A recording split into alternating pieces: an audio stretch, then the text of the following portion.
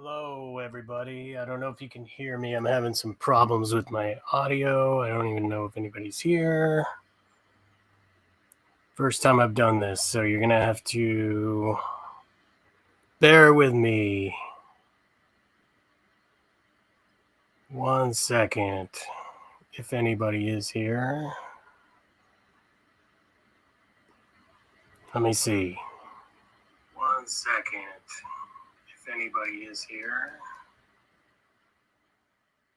All right, so I am live.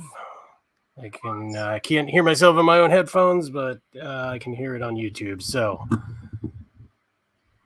this is going to be interesting because I can't hear any of the goddamn stream that we're supposed to be sniping here. Of course, they haven't started yet, so I guess it wouldn't be. We'll see once it starts. Hey, Chris. Hey, Pats. Hey, Jet. Hey, Zed. We'll see how this shit goes. No guarantees. Hey, Kittle. But that would be a good time to mention that I have memberships officially. So if you guys want to become a member of the Dickbag Patrol, feel free. Meantime, I'm going to hit this bowl. Anybody else wants to join me in that, please do. It should be interesting as hell. Hello, Gerard. Your name sounds German. Captain Happy, Scotto.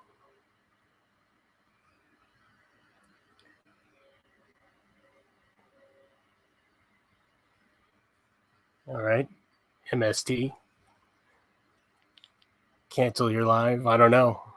We'll see how this one goes. Yeah, so I guess we're just waiting on DUI guy now. It's really annoying that I can't hear my own mic in my headphones for some reason. Fucking Mac products. Don't get me started on that shit.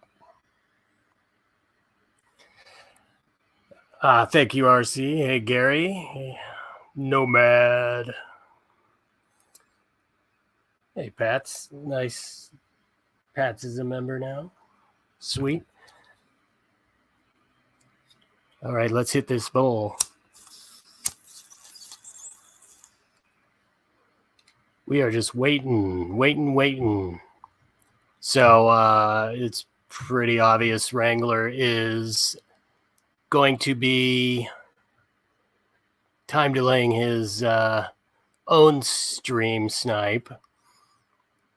I wonder which one of his little bitches is on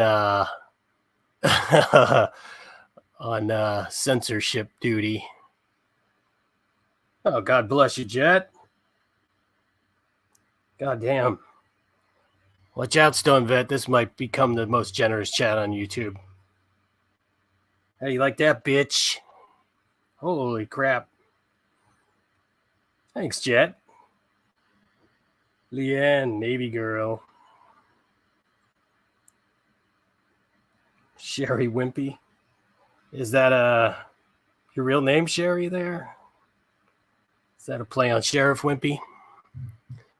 Oh, okay, good. I can hear it. Ask your doctor about Nubeca. I don't think I will be asking my doctor special. about Nubeca. Do you remember when we covered the story of Here we go, what kids. the hails with the rogue judge grudge or grudge judge? Hashtag buckle up, Judge the Thomases down in Levy County, Florida. Well, today, after many people have reached out to me and they have said, Larry, we need you to look into this as well. Please look into this. Please help these people out. Actually, another individual who I'm representing, again, this is not attorney-client confidentiality breach. The audio okay on the YouTube version of this? Craig Hendry Live, shout out to you, brother. He told me to contact these guys for public safety. Chris and Tiffany I'm are not going to sure be joining me whether in you guys just are a hearing few my seconds. They're YouTube or if backstage I'm hearing right the now. StreamYard Okay? audio. So Sorry, before guys. we get started, before we get this show on the road, we have to do just a little bit of a preview, right? If you all read the description, it's in the description below. It's a very, very long description. These are not my words. These are Chris's words. He sent this to me in an email. I just modified it to make it sound more, appropriate because he's using pronouns like I, when I went, when I did, etc. So I just kind of modified it slightly. And I'm sure Chris will attest to the fact that this is almost word for word his entire email when he comes on in a minute. I just wanted to bring him on because I want him to tell the story. I know he's limited. We already kind of talked about this. He's limited in how much he can cover and how much he can say because he's got not one, not two, not three, not four, but 5 active cases across. Let's see. I think it's Meade, and Meade. They're all in Meade. So sorry, across one county. They have 5 different cases, 4 of them misdemeanors, 1 felony case. And one of them is actually involving another YouTuber. Wrangler still got him beat. Allegedly, JJ Scarborough, who is a regular, I believe, on this channel called Fraudit Wrangler or something like that. I don't know. Michael Kaiser is the official name, but I don't know. Chris will tell you all about it. This is me just giving you a little bit of a preview just so that you can understand what is happening here, okay? So without further ado, allow me to introduce for public safety, Chris. Chris, how are you? Hooray! I'm doing great, Larry. Thank you for having us. My girlfriend just stepped to go get another phone holder here. This one's going dead. But I'm doing great, Larry. Thank you for having us up. I'm pretty excited to tell this whole story to everyone and anyone and everyone.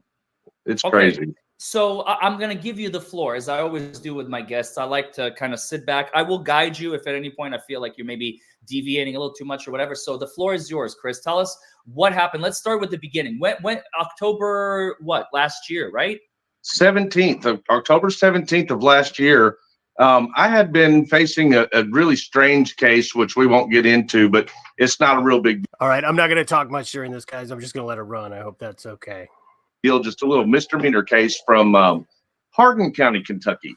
And in that, I needed records. I needed a copy of my actual records from my cases in my lifetime, all the way back to 1999. So there was a record that should have been on file in Meade County, Kentucky, concerning a case that was about me in 1999. Why would it be in Meade County if it's a Hardin County case? I'm confused. Well, they were using they were cherry picking some records out of a case that was in Meade County in 1999. In the Hardin County case, they were doing that. Understood. So the problem that I had was that they didn't, the other attorneys, the prosecutor didn't give us the whole file. And I felt like I needed the whole file to be able to address the. Yeah, sorry, guys. This is all last minute. So I don't know shit about this DUI guy. We all know Chris is an idiot. Like I said, I'm just going to try and let it play here, and we'll see what happens. So, allegations that they were using those just few pages of records from. So I wanted I wanted a copy of the whole file. Mm-hmm. So we went there to get it. Tiffany and I. She'll be here in just a second.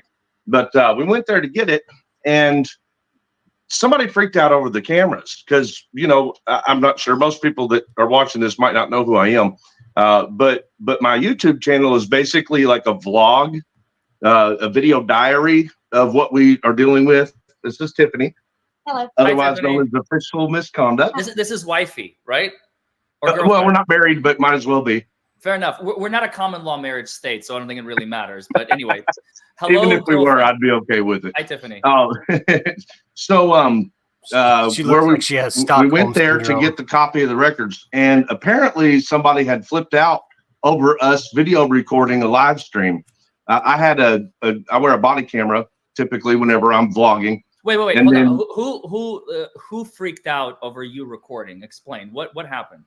Well, according to the record, which we're in litigation, so I don't want to get too detailed, but according to the record, there was a call in regards to us entering the county public building with cameras immediately when we walked in. So we can only assume that had to be what the whole thing was about, because the chief deputy of the sheriff's department for Meade County, Kentucky, his name's Ray Whited. he come in there hot and heavy, you know, telling us, well, I'm not going to help you because you got cameras in people's face and this, that, and the other, you know, and he was very argumentative and aggressive. And it didn't matter what we tried to say to him. The guy was just dead set on escalating the heck out of the whole situation. I had been told to wait there for the actual clerk, you know, the elected official clerk, because she was going to come and make sure that I had everything I needed. I'd been calling in advance for weeks at that time, wanting a copy of the record. And they kept dragging their feet. No, Chris, and you have to go in person. They don't do anything over the phone. That's a fact. Yeah. I mean, even as an attorney, there's no way I can do anything over the phone. But anyway, sorry, go ahead. So you show up, tried. You're being told we tried by email. Are you by yourself or are you with Tiffany? We were together, and she was live streaming for her channel, which is connected to mine. And then I had on my static equipment, you know, my body camera, and then my phone was on its tripod. And so anyway, the chief deputy of the sheriff's department, Ray Whitehead, comes in, and I mean, hot and heavy. You know, the guy didn't try to collect any valuable information to understand what was going on. And he was just pretty much accusing us of needing to be trespassed for basically he was citing disorderly. Well, we weren't being disorderly. Other than that, there was a one little hiccup in which, for some reason, one of the women working in the clerk's office told the clerk that was actually doing really good and helping me to not help me anymore and walk away, at the point in which I was asking for her simply to make a copy of the entire record. You know, no big deal. I said, I'll pay for it. If you just make a copy, it'd be great. She said, okay. Oh, sorry. I have to rewatch that video. Did you just smack the camera? What did you do? Yeah, well, Like, the tripod. screw this guy. I don't want to talk to him He anymore. was pretty much of a dickhead during that whole. The tripod's trying to go dead on us or something. Did the cat walk over the court or something? Yeah, the cats are kicked out of the room. Usually it's our pit bull causing problems. But yeah, so the chief comes in, and I mean, there was nothing we could do. It didn't matter what we tried to say or anything. The guy was dead set on doing something to us, and he did. It got way out of control. He arrested me, said I was being disorderly just because I tried to explain to him that, you know, I needed to get my record, a copy of it at least. I had court the next day, you know. And then he turns to her and he got very physical. He grabbed her. He squeezed her so hard she had a huge softball-sized bruise where he grabbed her, and he slung her into the window wall and pulled his taser out and stuck it to her heart. Hilarious. And screamed, "Do you want to get tased?" You know, just way out of control for no reason.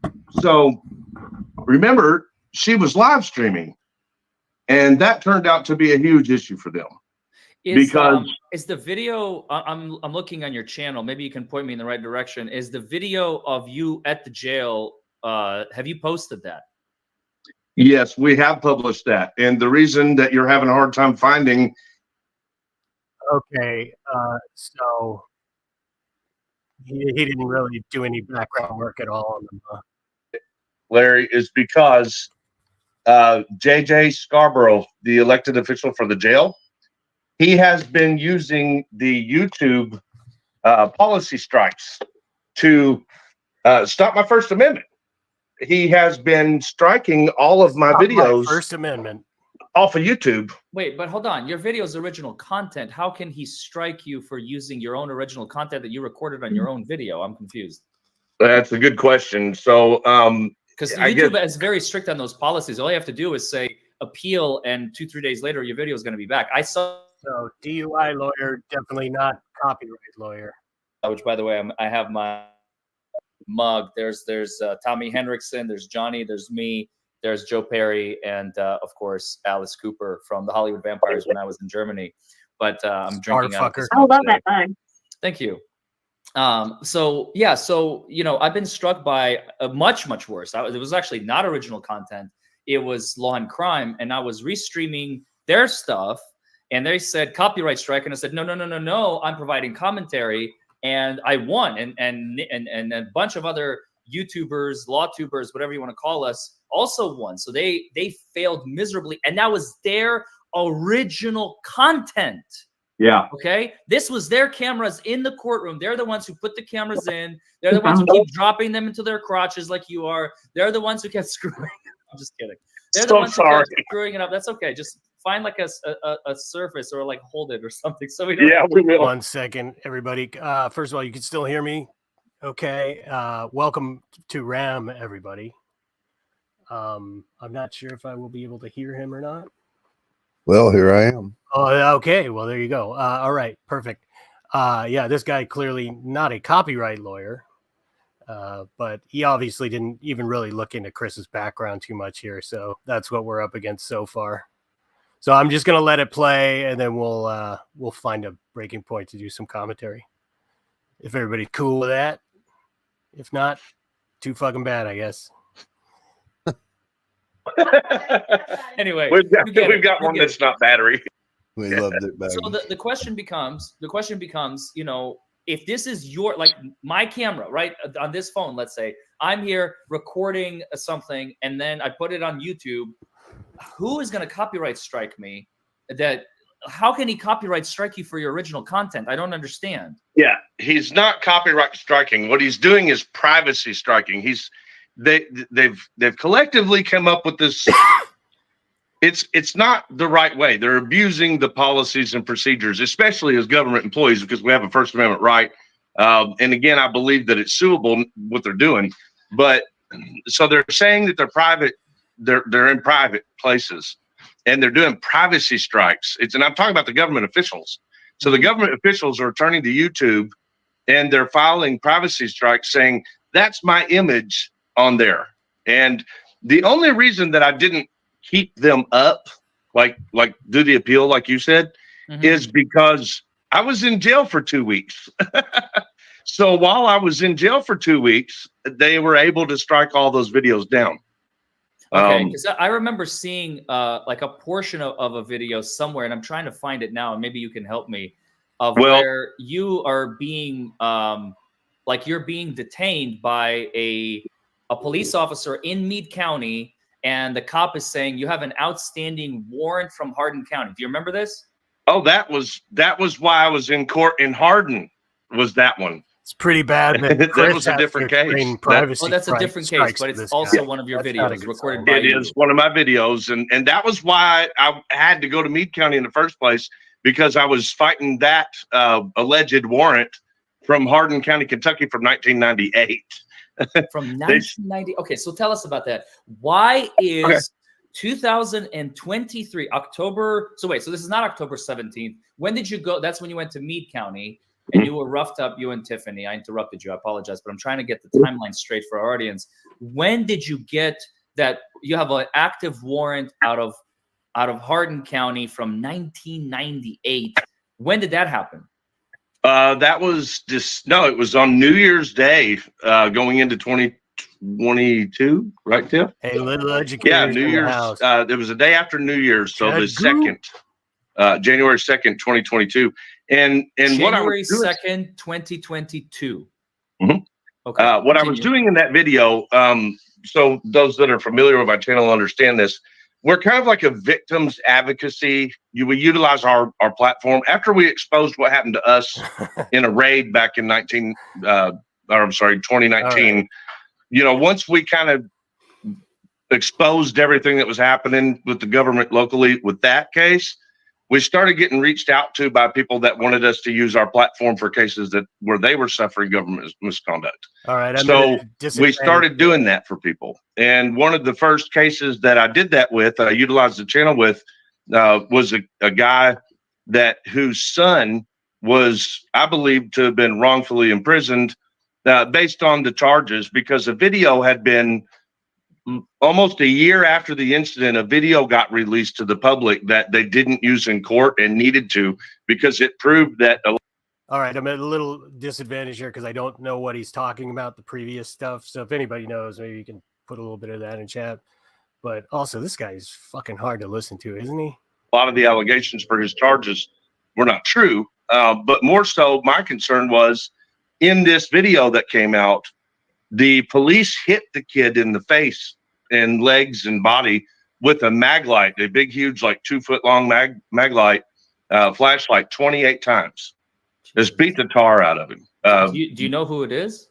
Josh Tyler was the kid's name. How do you know him? Well, his father reached out to me. Okay. After the incident. But actually, I kind of already had met Mr. Tyler, Josh, the kid, once. because he had applied for to work for me for my business, for my construction company. But that was how his dad had my number, I believe.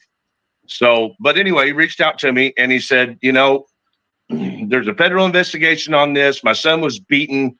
I really want more exposure for this. So I said, well, I'll be more than happy to expose it more. Sure. So I played, use my channel to play. Everybody say hi to the legendary Chad Goo. He's in the house. And also MSG. What's up? Play the video to kind of bring the subject to light. And I learned when I got a little heavier involved, I learned that the police, the Kentucky State Police at Post 4, were basically running the family out when they tried to do grievances, when they tried to put on record complaints on the officers that were involved. Mm-hmm. So I said, hey, I don't have no problem coming with you.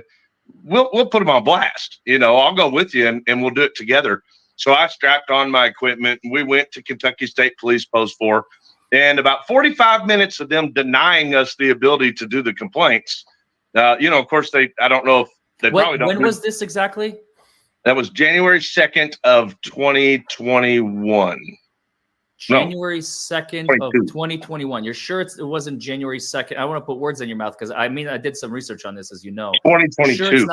You're sure it's not January 2nd, 2023? Yeah, because wait, it might. You know what? I think it was 23. I am so sorry. 23. Yep. It was. Okay, because I was like, I have some. I remember that date, January 2nd date, and we'll go over it in just a moment. But I wasn't expecting to talk about that, so I didn't have anything noted. But yeah, you're totally fine, man. I'm getting you. I'm catching you blindsided because I'm a lawyer. I'm a lawyer, investigator, publicator, whatever you want to call it. So to me, this is frosted tip hair having internet prostitute. Yeah, exactly right. I'm at a disadvantage here, guys. So sorry. I can't really comment intelligently on this lawyer guy. All I know is he's got like 400K subs. Somewhat of an I know Chili had some involvement with him recently, which But his claim to fame came during the Johnny Depp Amber Heard trial. That's right. That's what the idea I got. But along with the other YouTube lawyers. So I don't know how stupid he is or isn't. He's sharp. Yeah, he seems kind of sharp, but he did have to have this fucking Jesus Christ. I'm just looking at this guy on my monitor, Chris. What a fucking gomer. Anyway, I don't know. He had to explain what a privacy strike was to him, so I don't know. We'll see. Too early to tell. Thanks everybody for being here, by the way. This is awesome. Yeah. All right. All this is all new stuff. You know what I mean? Yeah. Well, I appreciate you doing some research on this too, and I expected that you would, because you are a very good attorney and you're not just coming in. Do you say slight cuss words on your channel at all? You talk real good. What the fuck do you talk about? No, okay. I don't fucking swear on my channel. No, don't fucking dare swear on my channel. If you fucking swear one swear word, I'm gonna fucking ban you from my channel for fucking ever. Okay? Oh, I better not cuss. I'm done. I'm getting off. I better not cuss because it is definitely rated PG over here. Exactly. Well, I knew you wouldn't come into the subject half-assed, so I appreciate that you did your research. And thanks for assisting me on the date. It was January 2nd, 2023. And so tell us what happened January 2nd, 2023. You get arrested. Well, that's what I want to tell you. So I was trying to do a complaint on one of the officers that were involved in that beating. And all of a sudden, I shouldn't say all of a sudden, it was 45 minutes in, 45 minutes of them trying to get rid of us and telling me, well, you look like that guy off of YouTube. And of course I didn't identify. I'm smarter than that, Larry. And this officer, a uniformed officer comes in. And I just knew it. I was like, oh, no, they brought someone in off the road. This kid's going to try to give me trouble. And he comes in, he says, you have a warrant from 1999 over a marijuana cigarette from 1999. A warrant from 1999 over a marijuana cigarette.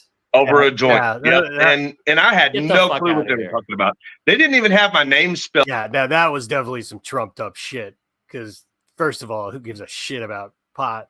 Like, you know what I mean? And from 1990. So again, yeah, that's definite bullshit there. Yeah, but I mean, it's because he was being aggravating to him, I'm sure. But still, that's some bullshit. Spelled right on the warrant. You know, it is. How do you That spell your is- name? Your last name? Is it REITER? Oh, don't ask him to spell. Correct. Yep. Okay. And the warrant that they had at the time was spelled. It was like 3 letters different, RITTRE or something like that. And I thought, okay, that's not my warrant anyway. Like, I know that the case never happened. I've never. He's lying to this fucking guy about Isn't this it right like now. quarter ounce? Wow. Or am I too old school? In high school, we called it like a dime bag or like a what do you fuck? I forgot what the kids called it. Like, can I get a dime bag? That was always like $10, right? Or a nickel bag. Right. It was like a $5 bag. I don't. This is how we measured weed. Is it different now? Hey man, can I get a gram of weed? Like, what the fuck is this? Yeah, Anyway, your guess is as somebody good needs as mine to- on this whole case because, like, it never happened. So, somebody needs to send this lawyer Dummy Kruger's video. I can't believe he's fucking lying to him. Good job, Chris. You fucking idiot. Like, what they were alleging never happened. There was no case in 1999 involving me in Hardin County, Kentucky Oh my god. for drugs. You know, so I was shocked. I didn't know. Wait. At the same, There was no Oh, marijuana man. case. Hey, somebody at comment. all? Somebody that comment. never happened in my life. So Over in that chat I about I this was shit, baffled. man. I just thought, okay, Wait, I know what you're somebody doing. is. Hold on a second. Hold on. Never in your life have you been charged with marijuana in 1998, Oh, 1999. I wonder if this Never in my lawyer life, has period. the I've never number. been charged with any kind of drugs, never any alcohol related charges. Possible. What's never your in date my of life. birth? 10/2/1977. Okay, I'm about to share something on screen. Uh-oh, Please follow along with me, wait a okay? Because minute. I'm very, very confused right now. Oh, he might. Oh, Can you Yeah, see there this? we go. I can't. smart lawyer. Let me know if you can see this. This is your public record, or not? Okay, you're saying it's not you. Now I'm very confused. So please help me this understand is here. great. Hardin County District Court, Commonwealth versus Christopher L. Ryder, filed on August 21st, 1998 as a misdemeanor. I'm just reading it to you This since you didn't say go you the can't way see he it. thought it was going to go. With Honorable Janet P. Coleman, that's the judge. It was disposed of on September 23rd, 1998, so about a month later with the same judge.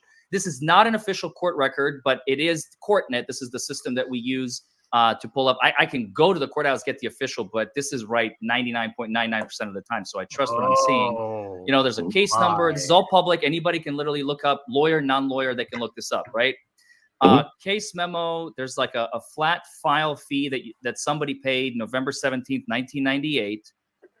And there we go. So the parties, this is why I asked you, I was like, did I have the wrong guy? And maybe I did, but now, no, you told me October 2nd, 1977. Your old. Oh man, I gotta. Oh, just for a second. Sorry, guys, to kill it. This is amazing, and I'm glad you're all here for this. But It's more than great. that, I'm happy that DK is in the house for this shit, man.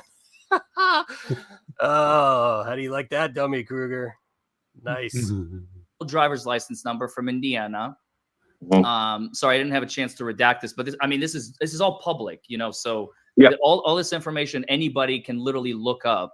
And now I'm just please clarify for us because you know, there's your old address there. The criminal summons from August 27th. You know, David J. Ratcliffe Police Department, because this is Hardin County. This is not Meade. Hardin County, David Evangelista, the complaining witness with Ratcliffe Police Department. There's their address. You had Clay Thomas in, I don't know, that may have come later, but Jamie Halfley may have come later. I don't know when these attorneys came in. I think we all need to chip in and send this DUI guy a nice fruit basket. What do you think, kids? Absolutely. But Hardin County attorney.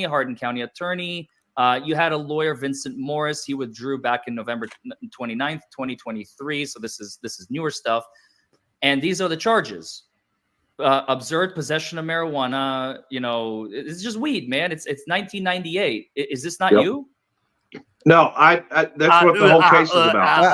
So I had to go to court because I had no idea what this case was. It never happened to the real life me back in '98 or whatever. And the address, I had never heard of the address that they were using. There was a lot of problems. Morgan Street, lot 2461, Radcliffe. I had never heard of it. Not until I had to go up in court against this case. So there was a lot of problems. You know, for the longest time, Larry, we thought, well, maybe someone had stolen my identity, and maybe had been at that address. You know, and another thing, you know, I don't have any kids. And do you have any brothers?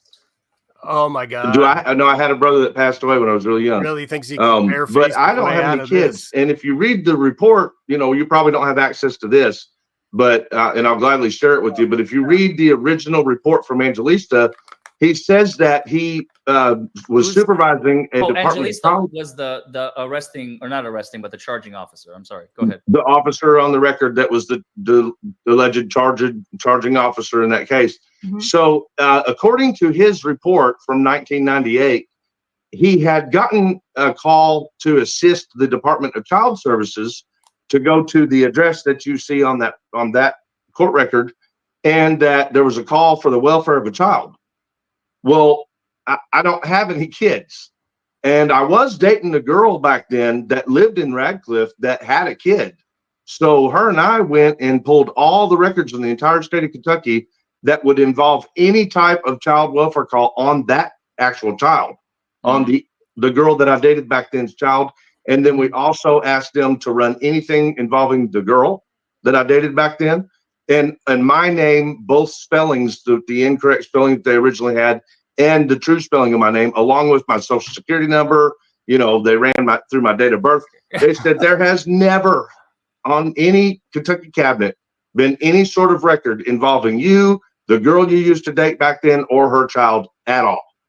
So I don't know what else. So hold on. So you're saying, because I'm very confused. This was part of your file, right? This is part of your file. So you're saying this is what? This is fabricated? This is clearly you're saying it's not you. I got that. God. I got that much.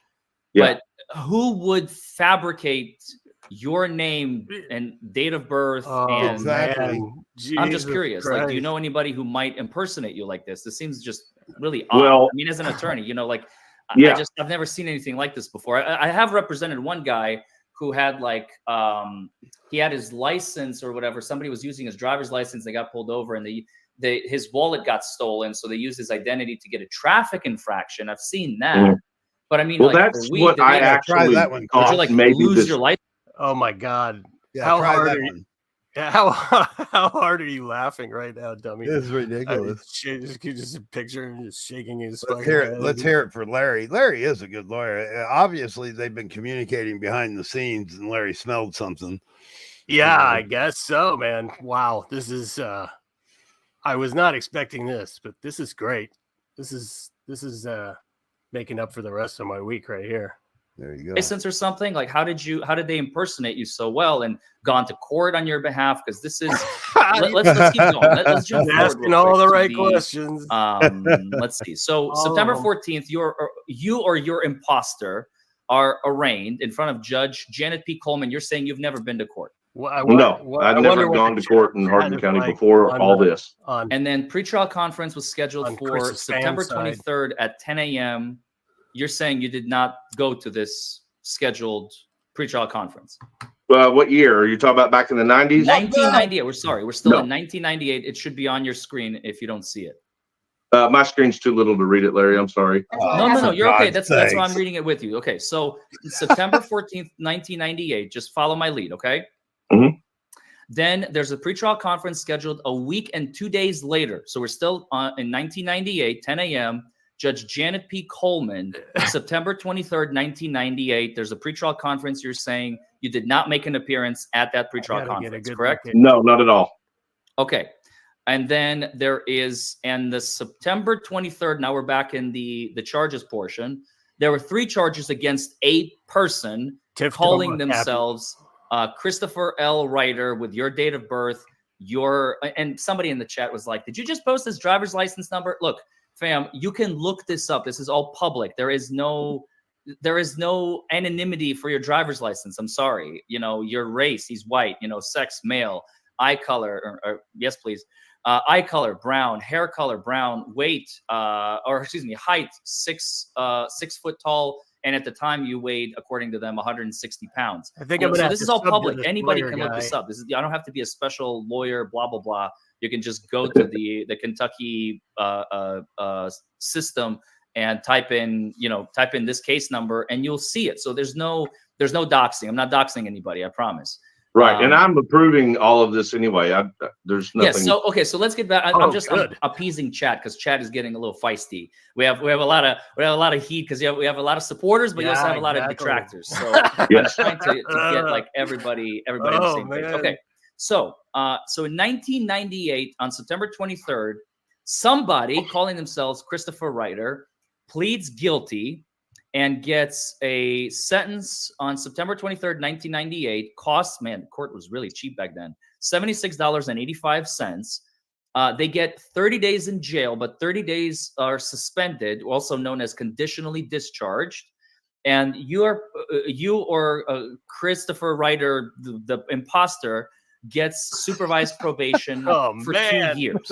What does that mean? Fucking brutal. For those of you who don't practice law, this means the person who accepted this plea agreement said, I am, voluntarily pleading guilty in exchange for a dismissal of the drug paraphernalia charge, also on September 23rd, and supervised probation for 2 years, meaning drug screens with caps and CPD. What is that? That's that's not child protective He's going to services. pull a Wrangler. Okay. Real quick, do you guys think he's going to crack? What do you think, man? Is He's going to pull a Wrangler. He's going to stay. Yeah, He's too deep now. Where I gotta be. Yeah, he's way too deep. Oh man, this is amazing. Because children would not be involved. It's just marijuana. And you didn't have any kids in 98 anyway, did you? No, but this record and the reason this record existed, they said, was over a child welfare call involving. They said that they went to. So Evangelista said that he went to an address, okay, and that he was there for the welfare check of a child through Department of Child Services, and that he got permission to search the house, and that he found a joint in the kitchen cabinet.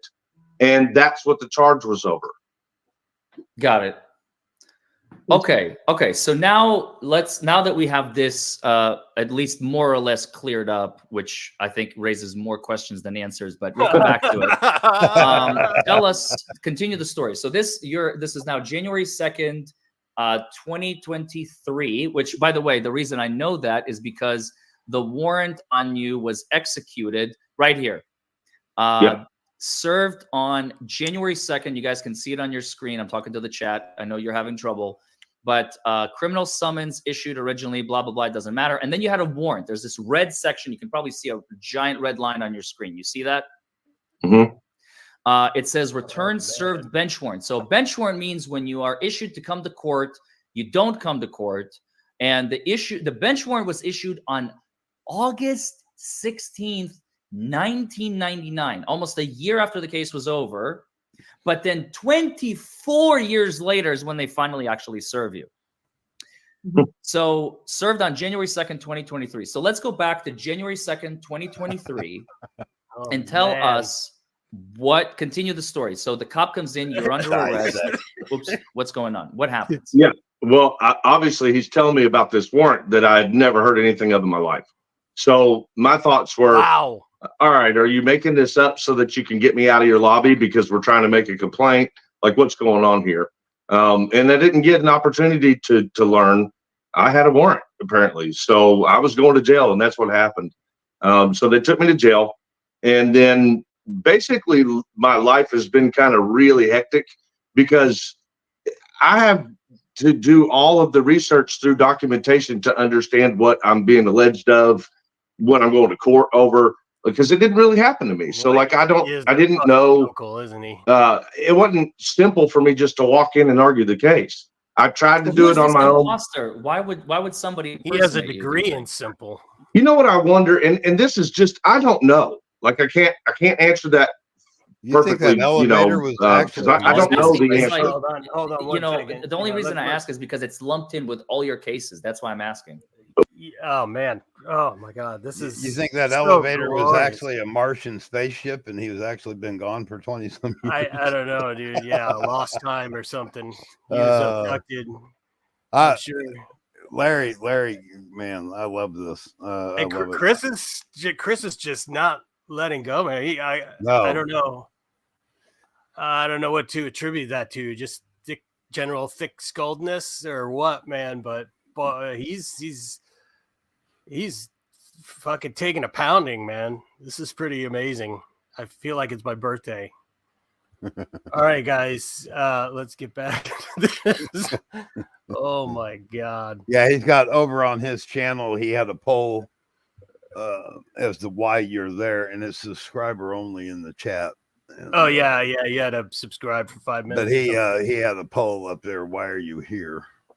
I just lost Yeah. that number. What the hell? Yeah, why are you here? Oh, it went down. Well, I know why I'm here. Yeah, I don't know why I'm This here. is fucking amazing. I didn't know why I was here, but I do now. Right. Thanks everybody for being here. By the way, we got a shit ton of people in here. Man. Yeah. 200 people. Great. That's fucking awesome, dude. That's super. I appreciate you. All right, let's get back to it. Well, I mean, the best I can do is give you my closest opinion on what potentially happened. If there really was an imposter, it could have been maybe one of the girl back then had been cheating on me a lot. Oh man, that's what woke us up. I found out she'd been cheating on me with Now people. you're the victim. So- Now, is that Georgette that you're talking about? Yeah, but I would prefer not to like drag anybody else in if that's okay with you.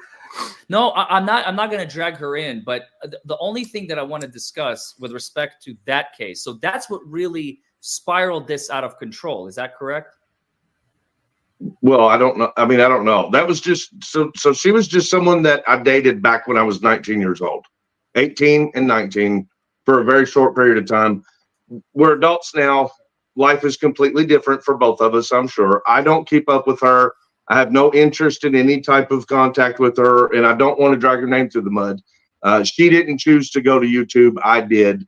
So I'm trying with respect to them to not add, to do anything that drags her into it, or the guy that she was dating back then when she was supposed to be dating me, because that guy, from what I've been told recently, passed away a while back. So I don't want to disrespect a person at all. But I thought, well, I mean, we were all teenagers back then, right?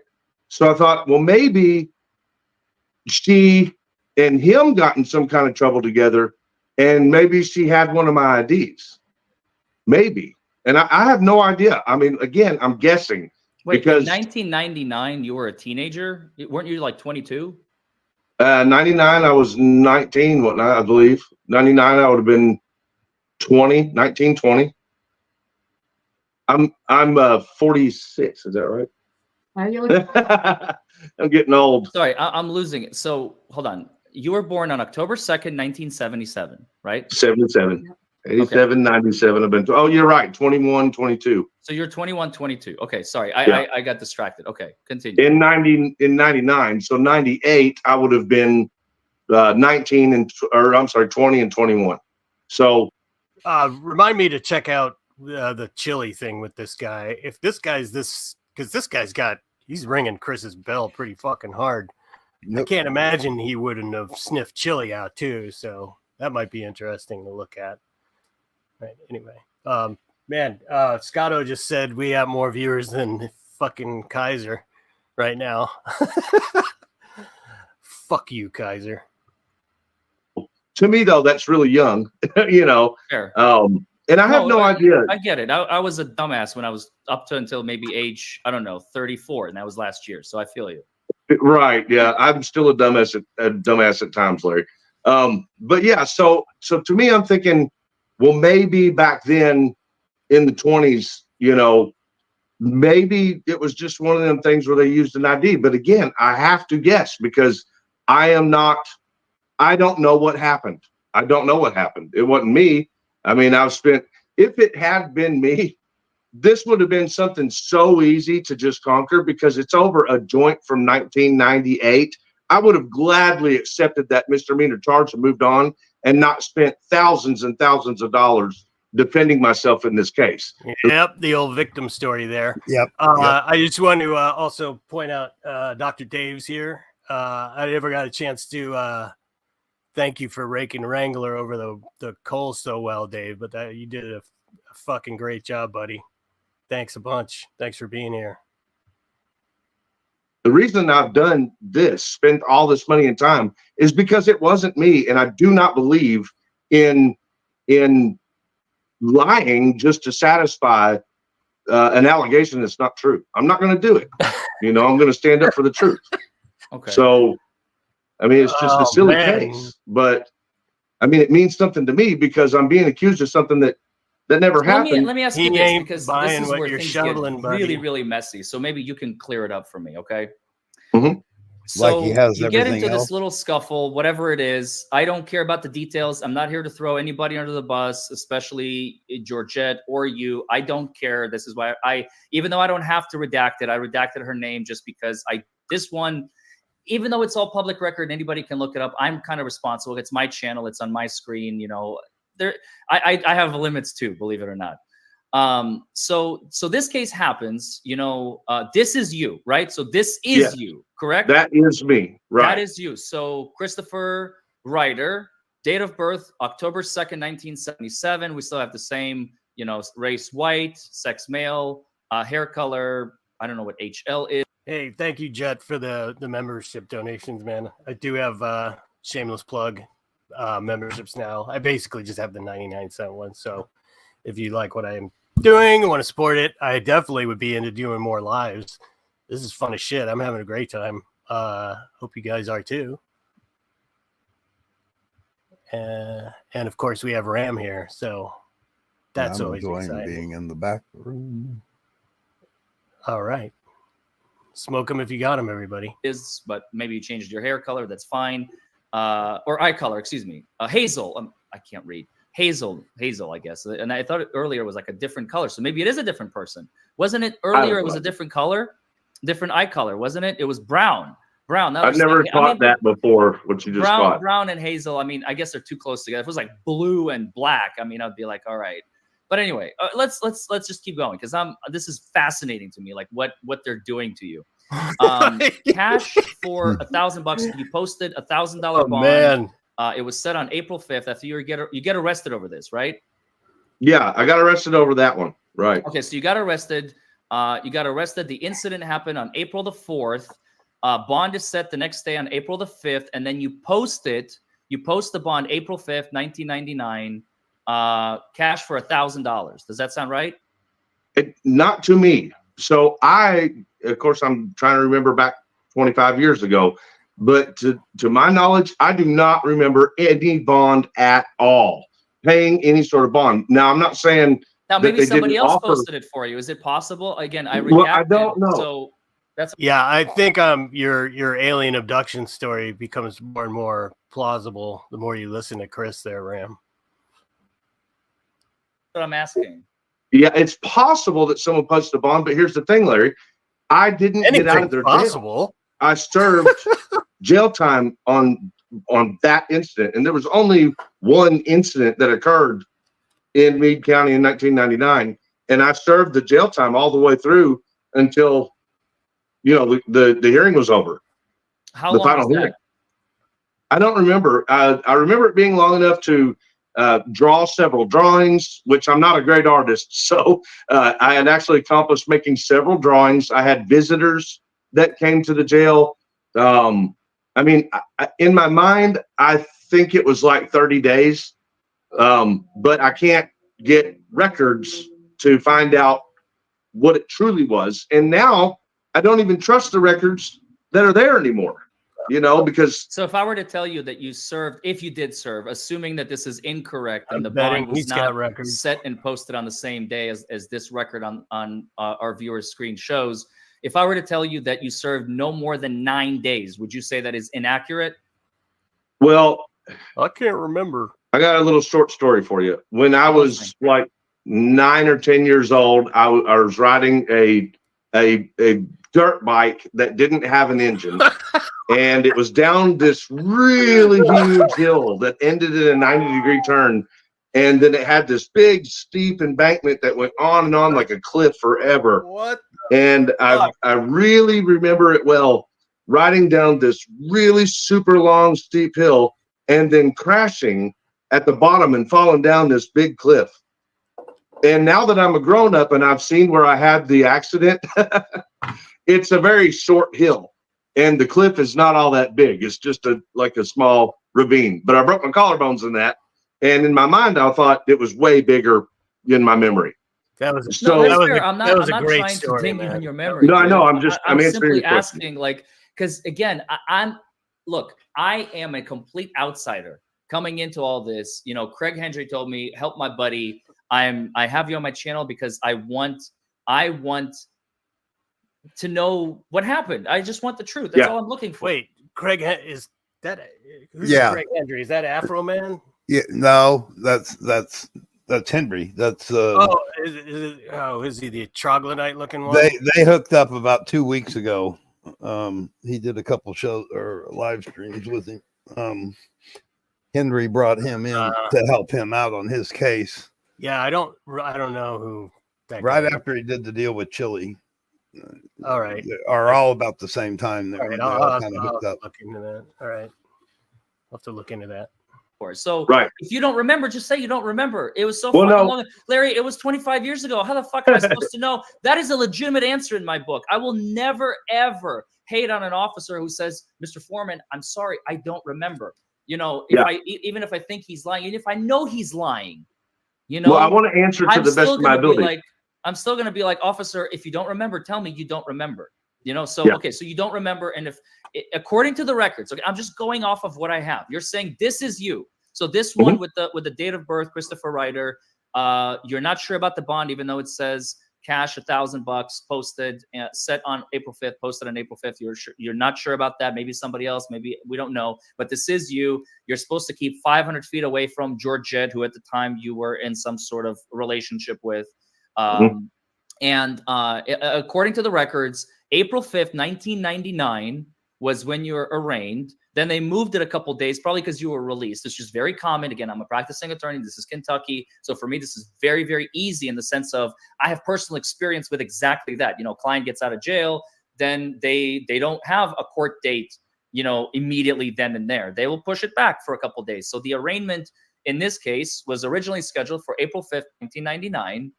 And then it was rescheduled. Also, I didn't see Highest Priest has donated 10 memberships too. I appreciate that. Sorry, this is my first live stream, so I'm still getting the environment down here, so I'm maybe a little slow on the uptake here. But and also this is just fascinating. I'm not sure what the lawyer's ultimate goal here is, but I don't know. Let's like I said, this is my first time hearing of this guy. But it's definitely captivating stuff. Scheduled for April 7th, 1999. So it's still the arraignment. Whether it happened or not, we don't know. But what we do know is that you were definitely arraigned on that date because the next date is next week. He's got audio of it. Judge Time Live. Video. And that's a pretrial conference, at which point you pled guilty and you received a suspended sentence. You got credit. And this is what I find the most interesting. You're saying you served 30 days. You were sentenced to, sorry? No, that's what I said. Between the 9 and 30, maybe I'm not remembering the amount of time that I was in there. In my memory, I felt like it was around a month, but in reality, it could have just been 9 or 10 days. I think by this point we can agree his memory is good for nothing. Yeah. That's what I was trying to say. Okay, so, and again, the court record here shows observed, assault, fourth degree, minor injury. We're not here to talk about that. It's just a case, whatever. It's old, 25 years ago. Guilty disposition. So you pled guilty, correct? That is correct. On April 14th, 1999. Does that ring any bells at all? That sounds exactly when the time frame and everything is correct. Okay. Sentenced the same day. The cost amount $105 to the court. And then here comes the jail portion. jail 6 months. Again, 5 months and 29 days suspended. Supervised probation, we've seen that before, 2 years. Credit, and this is what I'm very confused about. Credit for time served 1 day. They're saying you served 1 day in jail, not more. And that is not true. Man. Okay, and why is that not true? Well, because I know I served more than 1 day. I may not remember if it was 30 or 10, but I definitely would have known if it was only 1 day. There's no way that's true. I couldn't even draw that many drawings in 1 day. I'm trying to. I don't know. I've seen your drawing. She's picking on me. I'm trying to figure out the percentage of just idiot to liar here. You know what I mean? Like how much of it is stupidity, how much of it is just pathological. A bad drawing. But no, I remember where I was in the jail cell. I remember how many nights. I remember playing cards. So in court, when you appeared in court, you were in shackles. What? And in an orange jumpsuit on April 14th, 1999. I made the mistake of assuming that if there was a video that I would be in a jumpsuit and shackles. So a lot of people are holding that against me because I said that out loud on my channel. However, what I meant to relay whenever I said that was, I know for sure that on the final day of court, I came from the jail. And later, the video finally, it's an old VHS video. We finally got that released from the clerk's office at Meade County. And in it, I'm wearing the same exact clothes as the day I was arrested. This sounds like when you're a kid and you're late coming home or something like that, and you know you're going to get in trouble. And so you make up some big elaborate fucking story, you know what I mean? Thinking you're going to fool your mom. No, nobody's behind it, buddy. So now I kind of feel like, a lot of people are holding it against me because of my choice of words, saying, I guarantee you're going to see me in an orange jumpsuit and shackles. I probably shouldn't have used that. Basically, what you're saying is this is incorrect. The court record is wrong. Saying words don't Credit matter. for time served 1 day is incorrect. It should say somewhere between 9 and 30 days, right? That is correct. Yes, what you just said. And then no PO, I forgot what that means. This is old language. Like we don't use a lot of this language anymore. No contact, probably stay 500 feet away from. No contact. So no what? No protective order. No protective order. Yeah, they don't use this acronym anymore because now we have IPOs and DVOs, and protective orders are renamed interpersonal protective orders and domestic violence orders. So good catch. That's good for you. Are you an attorney, Tiffany? No, I wish I was. Okay. All right. So let's get back to the main event. So you are, based on this stuff, somehow you get arrested and sent to Hardin County Jail on January 2nd. Yeah, there's definitely some kind of Stockholm syndrome going along with that chick, man. I mean, there's definitely a doormat component there. In 2023. For 1 night, correct, over a warrant. Mm-hmm. Okay. So this is the video everyone is talking about, by the way. Let me share screen with oh shit, we got video. We also got Stone Vet. What's up, bitch? Why are you gay? All right, let's get back to this dumb fuck. This should be good. He's got some video with the chat. So this is the video that you talked about that is not let me see if I can pull it to the right place. The video of my arrest in Hardin County is on my channel, available if you want to use that. Damn it. It's Meade County I'm having a problem with, not Hardin. Right. No. I know. This is the April 14th, 1999. Uh-oh.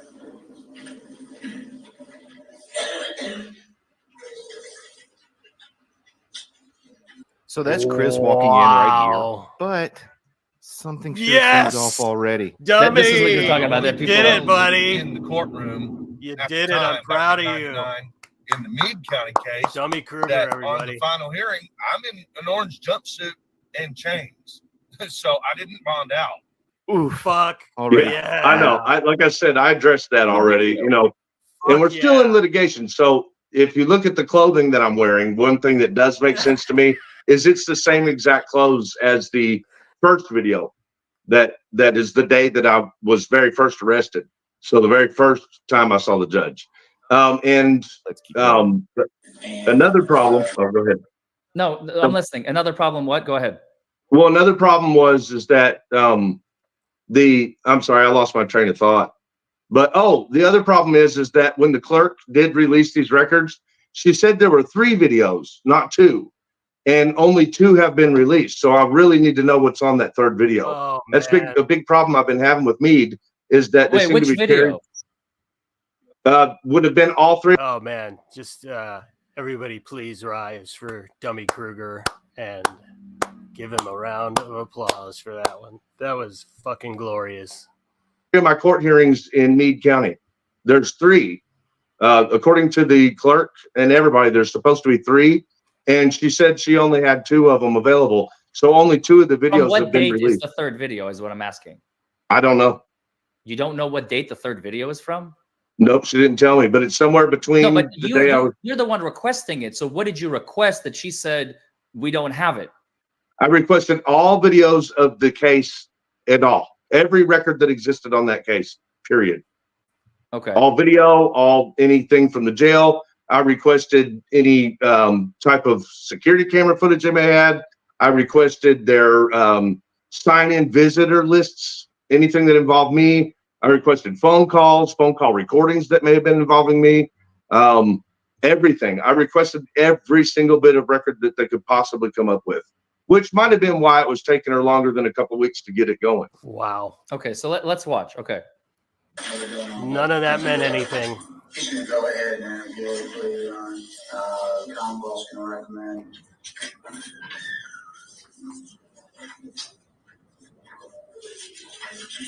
Oh, goofy looking. Raise your right hand, Mr. Wright. Do you swear the statement you make be the truth and nothing but the truth, so help you God? Do you understand you've got a right to a jury trial, got a right to confront witnesses? And just real quick, this is you, yes? Yes, that's me. Right.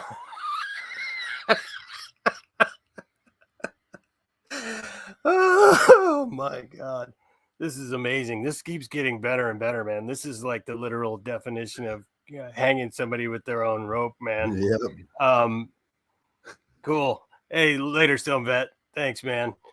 Thanks, Ben, for 3. You are my very first super chat, buddy. All FBS has is one set of clothes. Is he wearing the same thing? Oh my god. Oh man, nice. That's hilarious. That is fucking hilarious. He's wearing the same goddamn thing, man. Oh man, good eye. Nice. All right, let's get back. Okay. That's not my video, but No, this is the courtroom video, but I'm asking if this is your lawyer standing next to you. I don't remember a lawyer.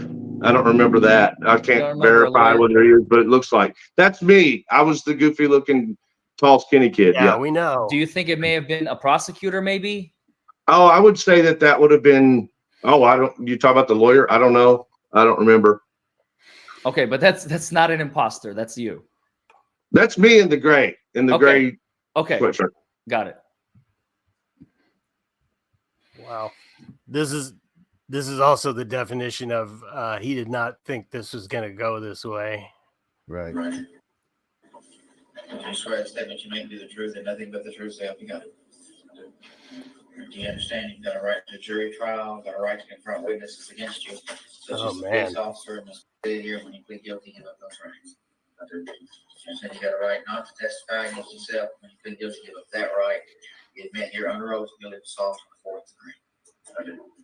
Are you under this by alcohol or any kind of medicine or any other substance here today that keep you from understanding what you're doing? Have you ever been treated for mental illness? No. Are you in this guilty plea freely and voluntarily? You satisfied Mr. Scott's services on your behalf on the assault charge? Oh, okay. So the judge just asked, "Are you satisfied with Mr. Scott's services on your behalf?" So the judge is saying it is your lawyer. Is that incorrect? I don't remember, Larry. It's been so long. I don't remember the lawyer. If you don't remember, that's Bullshit. fine. Okay, let's keep watching. Oh man, this is. But he remembers falling down a hill on a bike.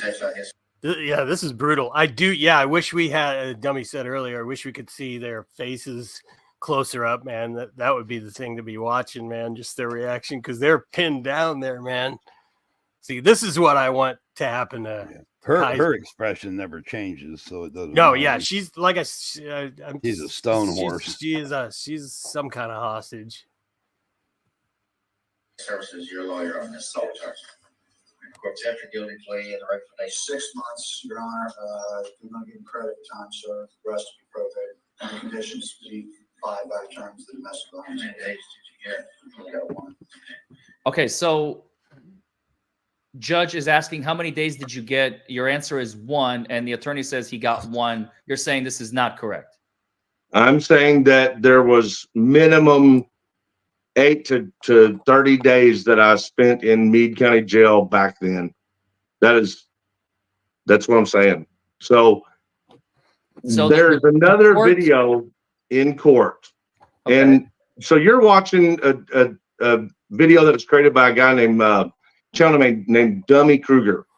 And what you're watching is some evidence that has been released to the public, not to me. This is not going to work. Well, it was to me too, but to the public separately from me, which is I'm fine with. But there are supposed to be 3 videos, 3 court hearings, not just 2.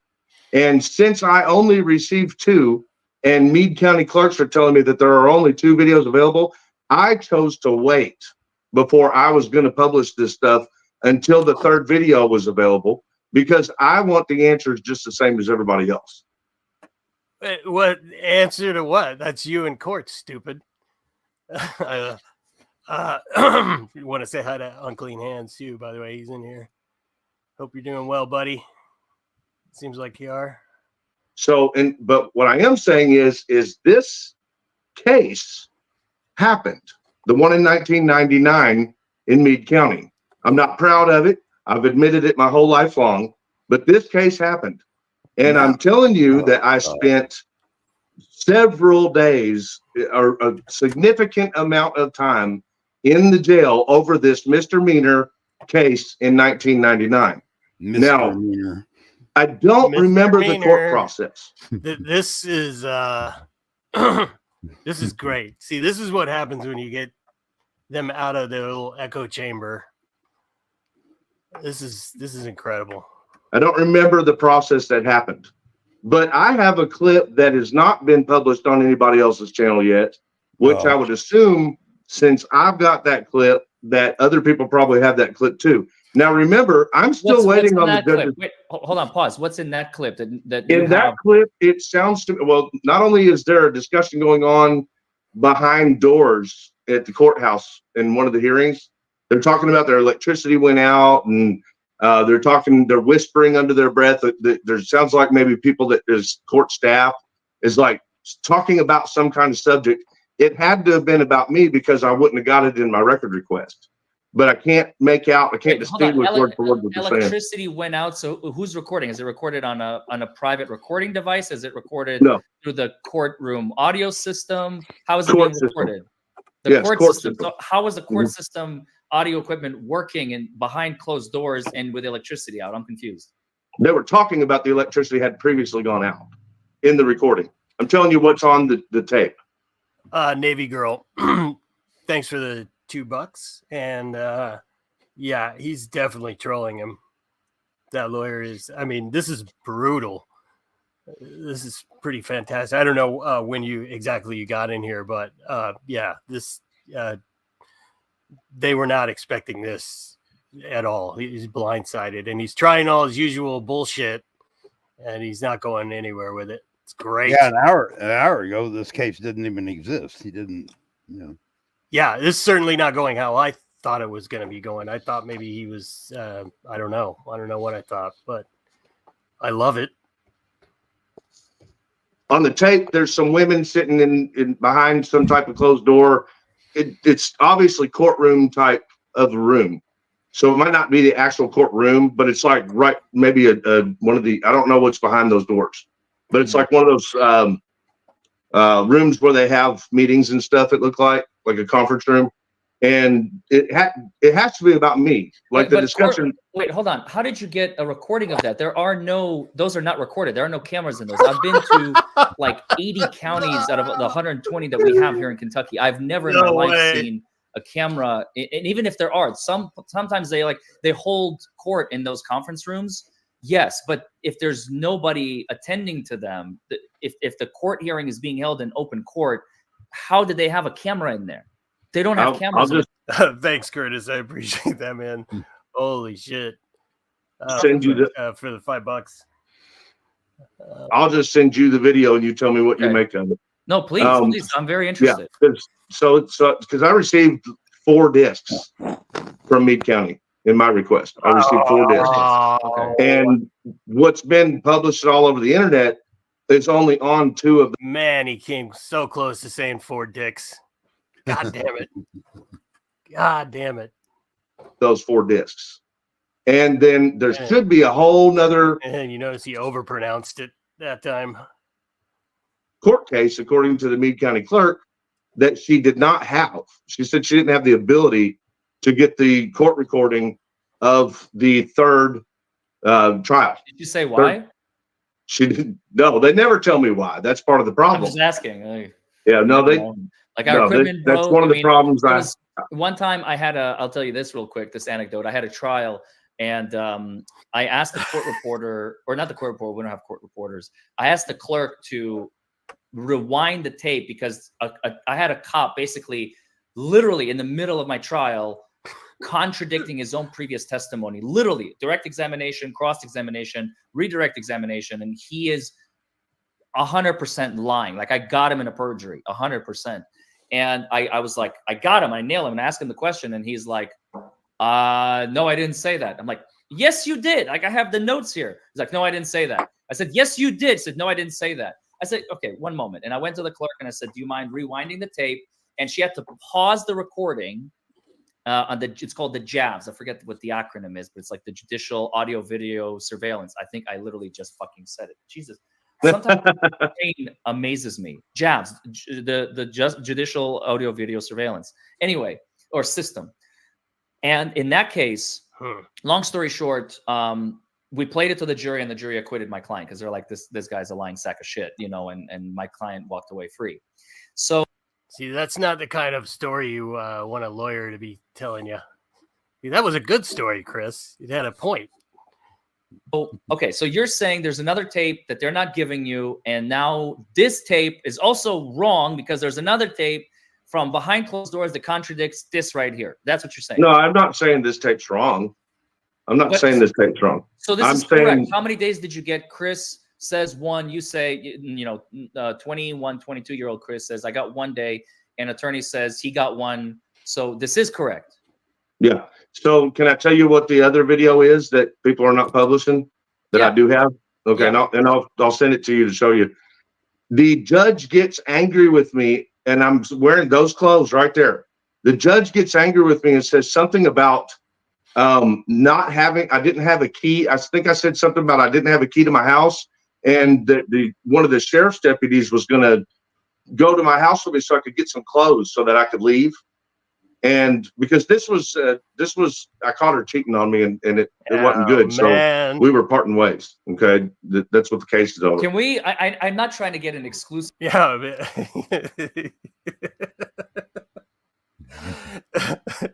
And this is a bad story. He looks like he's derailing him here though. That's good. Here, but is there any way we can play the tape maybe now? I'm sure the audience would love to see it. It's on a disc. I can send. Can I send it to you? Because I don't have a way to play it now.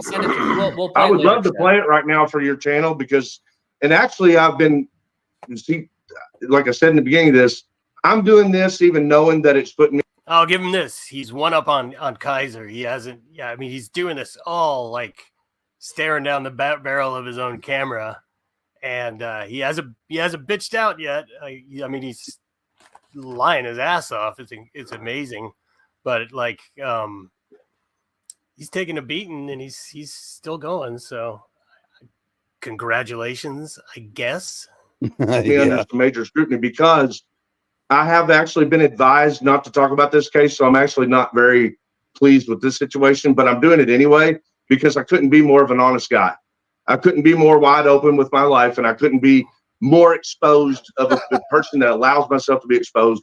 So to be honest, no. Yeah. Exposed, yes. With you though, all of this was advised against me doing, and that's not what this video was supposed to be about. So I'm okay with it though, Larry. No like shit. I'm okay with doing it because I'm honest. For sure. I mean, this But- is. I'm telling you, this is courtroom footage. I mean, granted, it's been edited a little bit. And Yeah, I yes, understand. It is. But let's. I want to finish this one real quick. I just want to finish this one, and Okay. then let's get back to you. You'll be sentenced to 6 months in jail, probated after the 1 day you served. The rest of the time, probated for 2 years. No other public defense, no contact with this person. And there's oof number 2. Okay, so that's what I wanted. That portion right there. Okay. So now Yes. let's get back to this one, because now this is where things get hairy for me, and maybe you can clear some things up because I'm very confused, right? So Oh, you're my saying man. there is Cleared up this so much warrant already. for marijuana, fucking weed. Nobody cares about weed except for the government. Only the government is the one to take away our rights, take away our weed, and take away our rights to weed. I'm a supporter of green. Anything that grows out of the ground that you can literally pluck and put in your system, I'm all for, right? Anything that has to be chemically modified, probably not. More than likely, I'm against it. But so leafy green, like whatever, you're 22 years old, you're smoking some dope, who fucking gives a shit? But at the end of the day, what we talked about previously, you said this imposter this was not you. This is this imposter that received the 30 days in jail, suspended sentence. And this imposter received the 2 years supervised probation. So far, so good? I mean, I'm reading the same court case you are.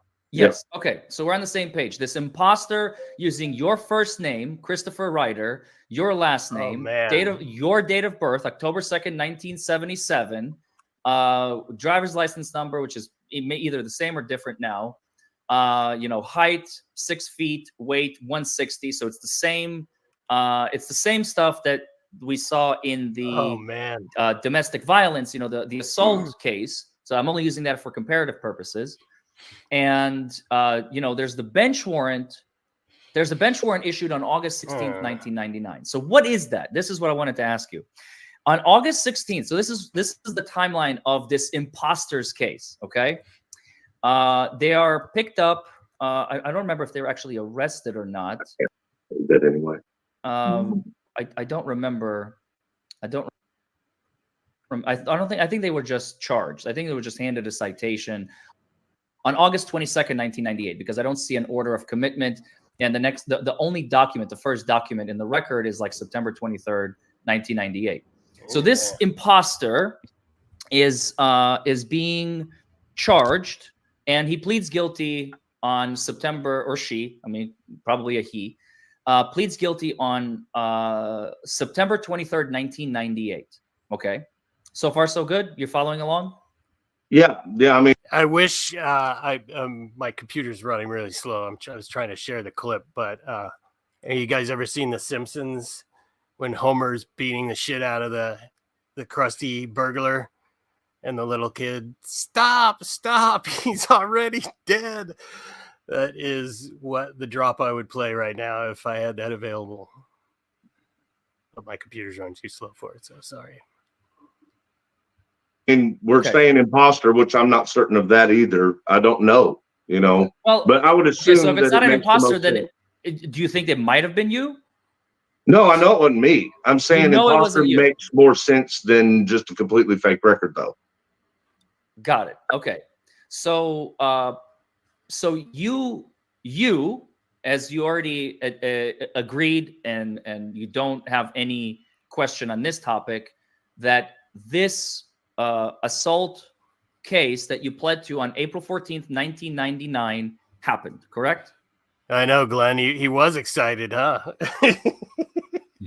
That's what makes it even funnier. Thanks for the $2, man. The assault case happened. Yes. The assault case happened, and you pled guilty, as we just saw on the tape, April 14th, 1999. Okay. So here's what it triggers. This is I'm gonna clue you in on something that only attorneys probably know. I mean, you don't have to be an attorney to know, but oh man, it's easier if you've been practicing law, basically, is what I'm trying to say. So August 16th, 1999, 4 months and 2 days after this imposter, after you plead guilty. It's hard to keep track, isn't it? They moved to revoke, assuming it's you, this probation right here. 30 days on the shelf, 30 days suspended, 30 days in jail, 30 days suspended, supervised probation for 2 years. So September 23rd to April 14th, September 23rd, 1998 to April 14th, 1999 is like what, 7 months and a half, give or take? So it's within the 2-year period, okay? And this is what triggered. This is why they arrested you. I'm about to, like I said, I'm cluing you in. This is what happened to you. I'm literally teaching you new stuff. So yeah, thank you. Keep going. So this is what happened. This imposter, right, is on supervised probation. So he or she has to report with drug screens to the Kentucky monitoring system or whatever, the CAPS. I forget what it stands for. They used to have CAPS. Now they have like CAMS, CAMS, I believe, in Hardin County. So this is very typical. They're very common. They've been doing this for decades. So this imposter is on, he's got shelf time. What happens when you have shelf time? Shelf time means if you violate your probation, because one of the conditions, I'm sure we'll find it somewhere in here, no new arrests or violations of the law. You probably can't see that, but it's on your screen. The viewers can see it. No new arrests or violations of the law is one of the terms of probation for this quote unquote. Did you say something, Ram? No, I'm sorry. Oh, sorry. It was my other computer. I forgot to mute it. You son of a bitch. Potential imposter. So because of that, you on April 14th plead guilty to the assault on April 14th, 1999, 7.5 months after. And 4 months after that, this is where it is. This is what you've been waiting for. August 13th, 1999, the prosecutor files a motion to revoke probation, thinking, as you're saying, it's you, to revoke the 30 days that you have on your shelf. That's it. That's easy stuff. August, this imposter, August, this imposter gets charged with weed. September, he pleads to the weed. 7 months later, you, who they assume this is also you, get charged and convicted because you plead guilty to the assault, whatever. And then 4 months after that, 1 day shy, actually, 1 day shy after that, August 13th, 1999, so 4 months minus 1 day, there's a motion to revoke your probation now, because that's the same name, same last name, same address, same phone number, not phone number, same driver's license number, same age, hair color, eye color, except actually, I take it back. The eye color was, one was hazel, the other said brown. That's the only difference. That's the only discrepancy between these two cases. Man, he's like, this is like death by 1,000 little cuts, man. He's just bleeding out. So they want to lock you up because they think the weed is yours because your name is on it. Like we said, everything is on it. And boom, 30 days to serve, they revoke your probation, and they scheduled for a hearing on August 16th, 1999. That is the next line right here up at the top. August 16th, 1999, nobody shows up to court. So the judge, here we go, now we scroll up, boom, look at that, the dates match. August 16th, 1999. Remember this date when we first started this video? And then you were later served on January 2nd? There it is. This is the piece of the puzzle that you were missing. This is the piece of the puzzle that you were missing, Chris. Are you following along? Yeah, I'm following you. This is very interesting. Okay. Okay. So this imposter using your name, address. Very interesting. Are you following along, Chris? Holy shit. Et cetera, et cetera. On August 16th, 1999, does not show up to court on your behalf. And because it's not a felony, because it's just a misdemeanor case, like, were you living in Kentucky these 25 years? No. You were living where? In Indiana. You were living in Indiana. Okay, so because you were living in Indiana, they never found you because you don't drive on the roads of Kentucky. You're living in Indiana, you're driving in Indiana, and that's probably why they didn't, serve you, because they're not looking for you. They don't give a shit. It's a fucking revocation on a marijuana charge. Nobody gives a shit. It is just a revocation on a marijuana charge. And so for 24 years, you have this just looming over in the ether. And when you need them, the day you finally needed them, you came to the court of clerk and was like, hey, may I have I have court records of this stuff? They're like, hey, buddy, we just looked you up. You have a outstanding warrant for your arrest. And you're like, who? What? That's not me. That's what happened. This is what happened, right? Well, yeah, but you're mixing two different things. What am I missing? Well, no, when I got arrested for the warrant, I wasn't in Meade County. I was in Hardin County. I was at Post 4, Kentucky State Police Post.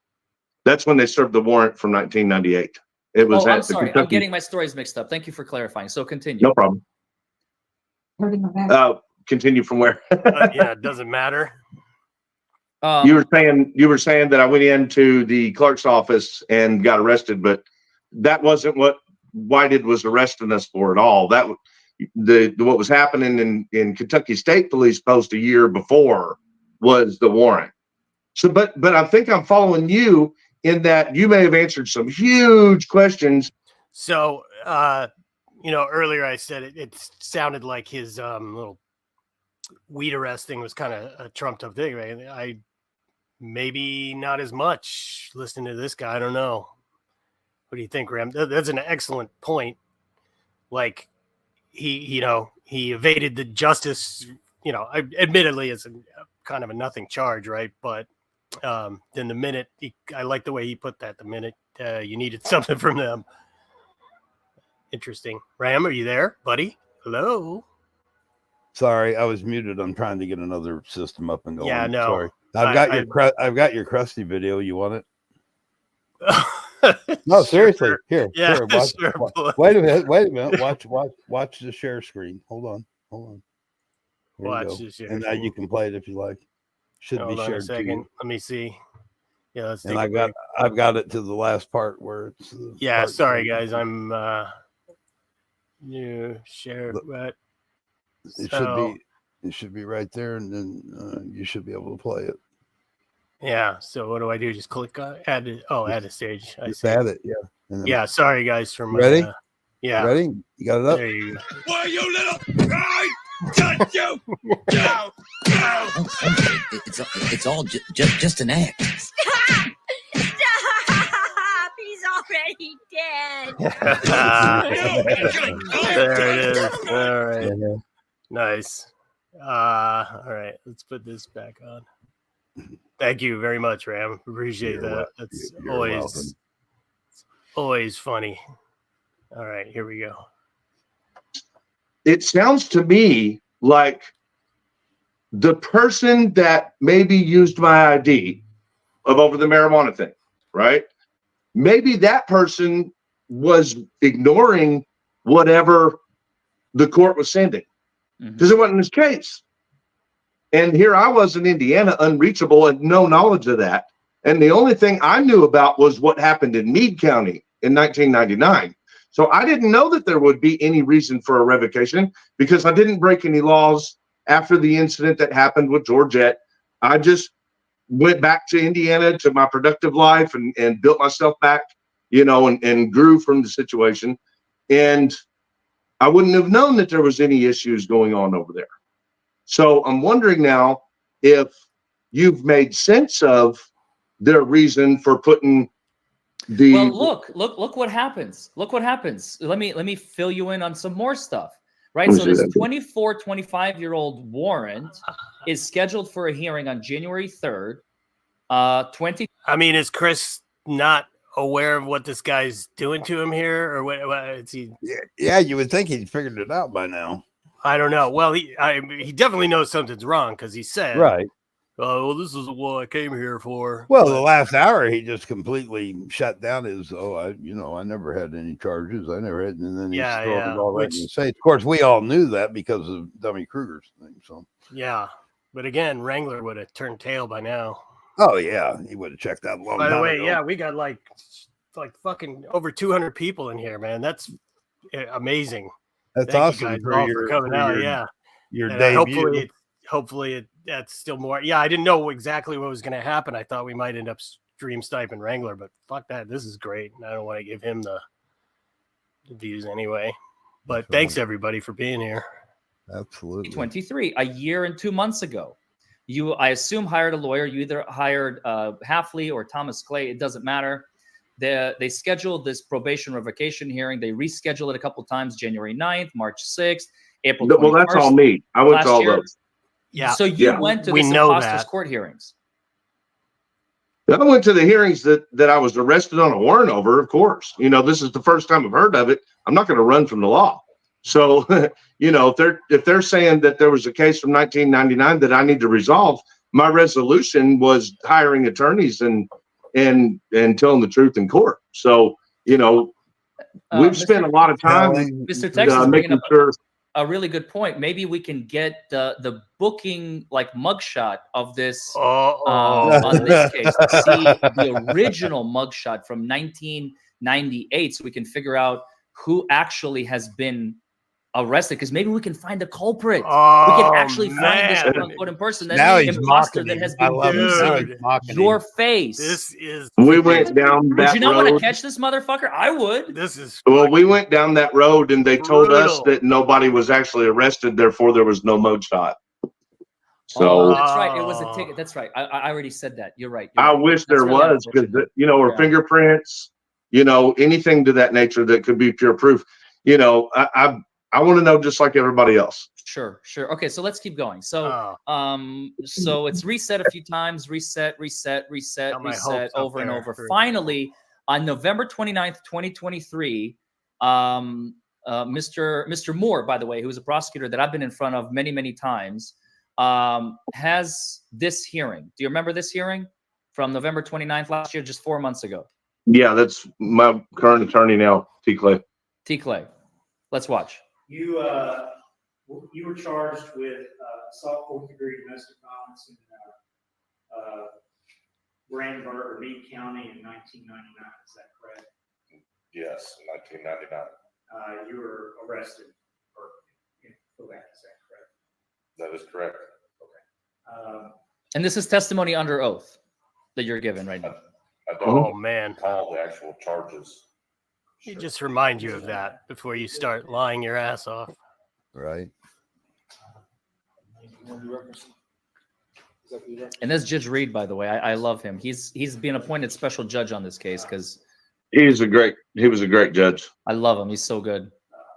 And let's see, you were released from jail on $1,000 cash bond. Is that right? That is incorrect. That is not correct.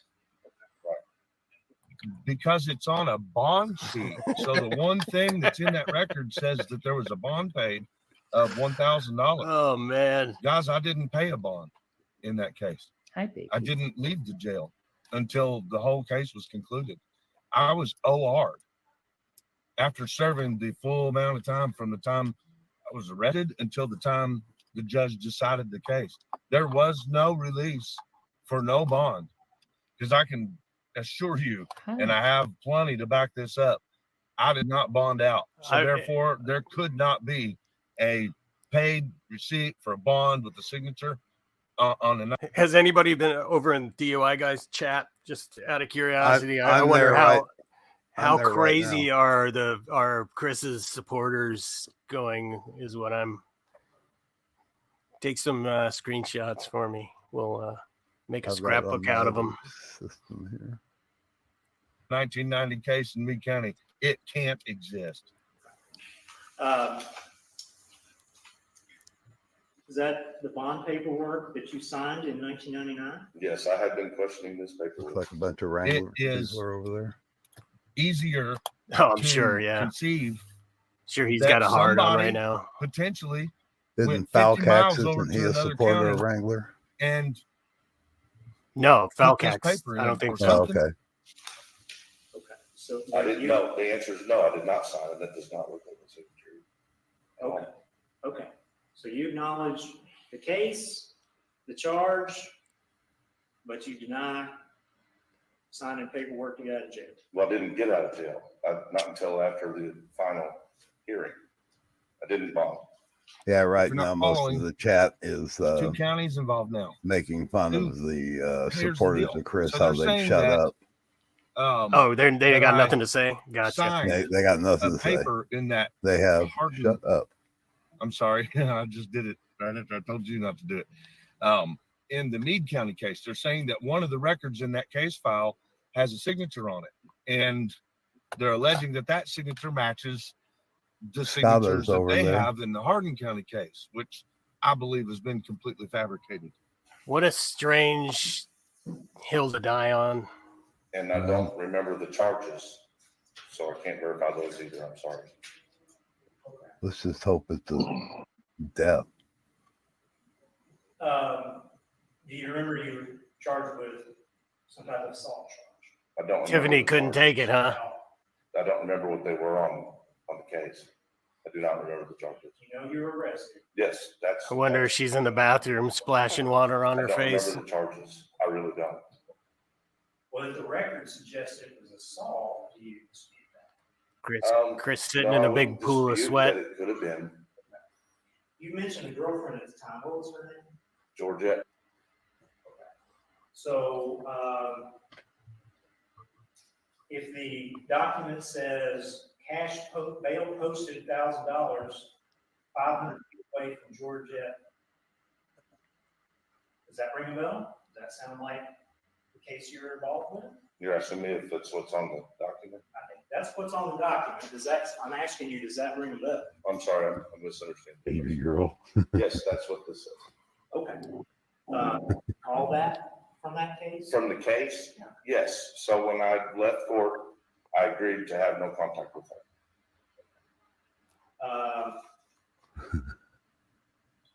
But you do not believe you came back to court on a couple of weeks later or 9 days later? Sir, I was already in the jail and came out from the jail to that court date. But I did not bond. I didn't even have the money to bond, nor did I even try to get out of that jail. I did not try to get out of that jail. I served the little bit of time that was there. I wanted to show that in the courtroom at the time, back in '99, in the Meade County case, that on the final hearing, I'm in an orange jumpsuit and chains. So I didn't bond out. Is that what the video shows? We're waiting on the video to come back. I'm sorry, Judge, I took this. Huh. That is what the video will show. Right there. Okay, so with respect to what we just saw, that was your testimony under oath in the Hardin County revocation hearing on November 29th, 2023. So just a few months ago. Recently. Mm-hmm. Right. And then you had the case reset in front of Judge Reed just a couple of weeks ago, February 27th, 28th, and 29th. They're submitting, and this is active litigation. I'm not going to ask you about it, but this case is still pending. Am I correct, or is it over? I don't know. I still don't know. Let me look at the date. No, actually, I don't know because I contacted the clerk in Hardin like 3 days ago, 2 or 3 days ago. Mhm. And they said that they sent the information to my attorney and I haven't talked to him yet. So I don't know. What I thought that they were saying they sent was the judge's decision, the result. So do you know more than I do? That's what I'm asking. Look here, I can show you that because I'm not here to play bait and switch. I'm here to share the truth. You know what I'm saying? Oh, well, yeah. I mean, that's right what here. court's all about. There's this is why you're here. Well, I mean, I'm going to court. I'm going to court for this. Right, right. So November 29th, you were in court. This is the hearing that we just heard. And Mr. Moore, the prosecuting attorney, doing the probation revocation hearing, and Mr. Clay, your attorney, representing you, seated to your left, even though you're on the stand at that moment. Correct? I'm sorry. That was the. Just say that again. Man. The video that we just watched, like Mhm. 10 seconds ago, that we Mhm. finished, was from November 29th, 2023 in the afternoon, correct? That sounds correct. The date. Okay, let me show It you. was recent. My most recent hearing. Or actually, Well, no. I don't had, know. I don't know if it was your most recent or not. I Let's. had one right after that. Yeah. I don't want to put words in your mouth. Okay. No, it's okay. I don't remember dates that perfectly. So, when you're asking me exact dates, Yeah, I'm No problem. I'm not no in problem. court right Here. now, so I'm not sitting here with, prepared for dates. Do you see on the video on the bottom of the 11:29. video 11:29 to 3:22:53 p.m. Does that That's sound what right? I would go by. Yep, That's what you that go by. sounds right. Okay, cool. That's what I'm doing. Okay, so now I'll be right back. we guys. go back to the case history. This is the case, right? For some reason, I guess originally it was scheduled over Zoom, but obviously you didn't do it over Zoom. You did it in person because the hearing was in person, right? Are we talking about the Hardin County case? Yes. Yes. We did it in person. I didn't even know there was a Zoom. Option. Well, sometimes there is, but usually it's only for what's it called? Like non-hearings, like if you're just making an appearance. I mean, during COVID, we've done some hearings, but anyway, irrelevant. So February 27th, February 28th, February 29th, for some reason, this is literally 2 weeks ago as we sit here today, to the day, Judge Reed, this is scheduled in front of him for a judicial notation for submission to be submitted to the judge. So this case is still ongoing. Does that sound right? You said you haven't talked to your lawyer in the last 2 weeks? 2 days. And no, I don't know if I think it's still in limbo on waiting. The last I had in court, the way it left was the judge said that he was going to talk to another judge that works at Hardin County that has been there for a really long time and just ask if I look like a person that they recognize. And that was all we were waiting on. We get my attorney and I gave the court more time, all the time they needed to do whatever they need to do to satisfy the end result of the case. And that's how we left it. That's it. Okay. There's also a court request and a court order, the record of the hearing from November 29th to be sealed, only to be opened by court order. Do you know anything about this? No. Okay. And then sealed document was filed on February 27th, the DVD of the preliminary, the probation revocation hearing, that's PRH. So yeah, I don't know about you guys, but yeah, I know Chris, this is definitely not the way he thought it was going to go, but I had no idea this shit was going to go down. This is amazing. This is a good night to start live streaming. A minute ago, Kat commented, she wasn't real happy about Larry taking on Chili and Henry. Yeah. But, they are entitled to a defense also. But if this is what we get out of it, hallelujah. Yeah, it's not a perfect world, folks. It's not a perfect world, but you got to love this. And sorry about being a little confused coming in. I was literally, when you called me, I had a computer under my arm bringing it home to try to fix my system. So that's why I was wiring stuff when I first came on. No, but I'm cool, here man. now. I'm here. Cool, I'm man. here now. Yeah, this was a totally a last minute thing. Right. No, I got so you. Glad you guys are all here, man. This is fucking. Oh, this is a great debut, man. This is fantastic. Fun. Having a great time. The probation revocation hearing has been officially sealed by the court. Do you know why that is? Uh-oh. No, I have no idea. Let's find out. Why would something be? What? You're an attorney. You tell me. Opinion. Well, I have no idea. I have no clue. I don't know. What have you ever seen, Mr. Foreman, that would show you, like, have you ever seen anything like this in the past? And maybe in comparison, why would you see that they would do something like this? Because he deals with liars every day. Usually. The only time I've seen it not be corruption is when the lawyers, for whatever reason, make a motion and request it to be sealed because of some sensitive information for some reason. So, for instance, in this case, in this case, I don't know. I have no idea. There's a record to be sealed. But again, I don't really care about that. I'm asking you because I'm curious as to what's happening. Because again, if it's an active case, I don't want you to talk about it. Okay. I'm simply asking you if you know and if you can share. Because at the beginning of this interview, remember, you said there's a lot of stuff that is active, and I will never push you in a direction that you don't want to go. So please stop me. If at any point I'm asking you a question that you're like, Larry, I don't want to talk about this, that's okay. Well, I'm kind of between a rock and a hard place because, you know, of course, active litigation I shouldn't be talking about, right? And at the same time, I have a duty to the people that are subscribed to my channel, people that have supported us all along, and people that we love and have kind of created family with, who we've been sharing in like a video vlog our entire life. And I'm very, very, very. In other words, I've been telling them a bunch of bullshit, and now I gotta Right. try and say the same thing to you. Now I have to polish it. Right. Transparent. You know, if I'm learning something brand new one day and I'm videoing, you're going to see me learn it.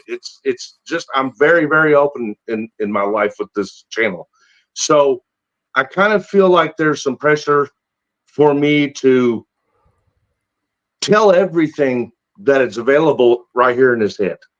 Okay. Well, then let's stop right here. This is the last piece that I want to play. Yeah, no, because I'm interested too, and I'm learning. I would prefer to learn about stuff that's happening in an open court case behind closed doors, but at the same time, you know, hey man, if something new's coming out of this and it's something, I'm just curious because this is a lot. This is a lot, and we're both learning in real time. So let's watch this final piece right here. This is the prosecutor's argument I think either at the end of the hearing or sometime in the middle of the hearing about the opposing counsel's arguments. On September 14th, 1998, the defendant was arraigned, and the case was continued for a pretrial conference on September 23rd, 1998. On September 23rd, 1998, the defendant appeared with a private attorney, B.J. Holycross, and entered a plea of guilty to the possession of marijuana. The defendant signed the terms and conditions of probation in court file. On October 8th, 1998, court is heard, the defendant met with CAPS and signed paperwork at CAPS on that separate date. On November 12th, 1998, the defendant's court costs were paid in full. So neither Chris nor his attorney contested. Okay. Again, this is coming from another channel. I don't want. Yeah, I don't like playing the part of Dunning Kruger. So what the prosecutor is saying is 100% incorrect about you. It's about some other person. Please don't play the accurate part. Yeah, please. Yeah.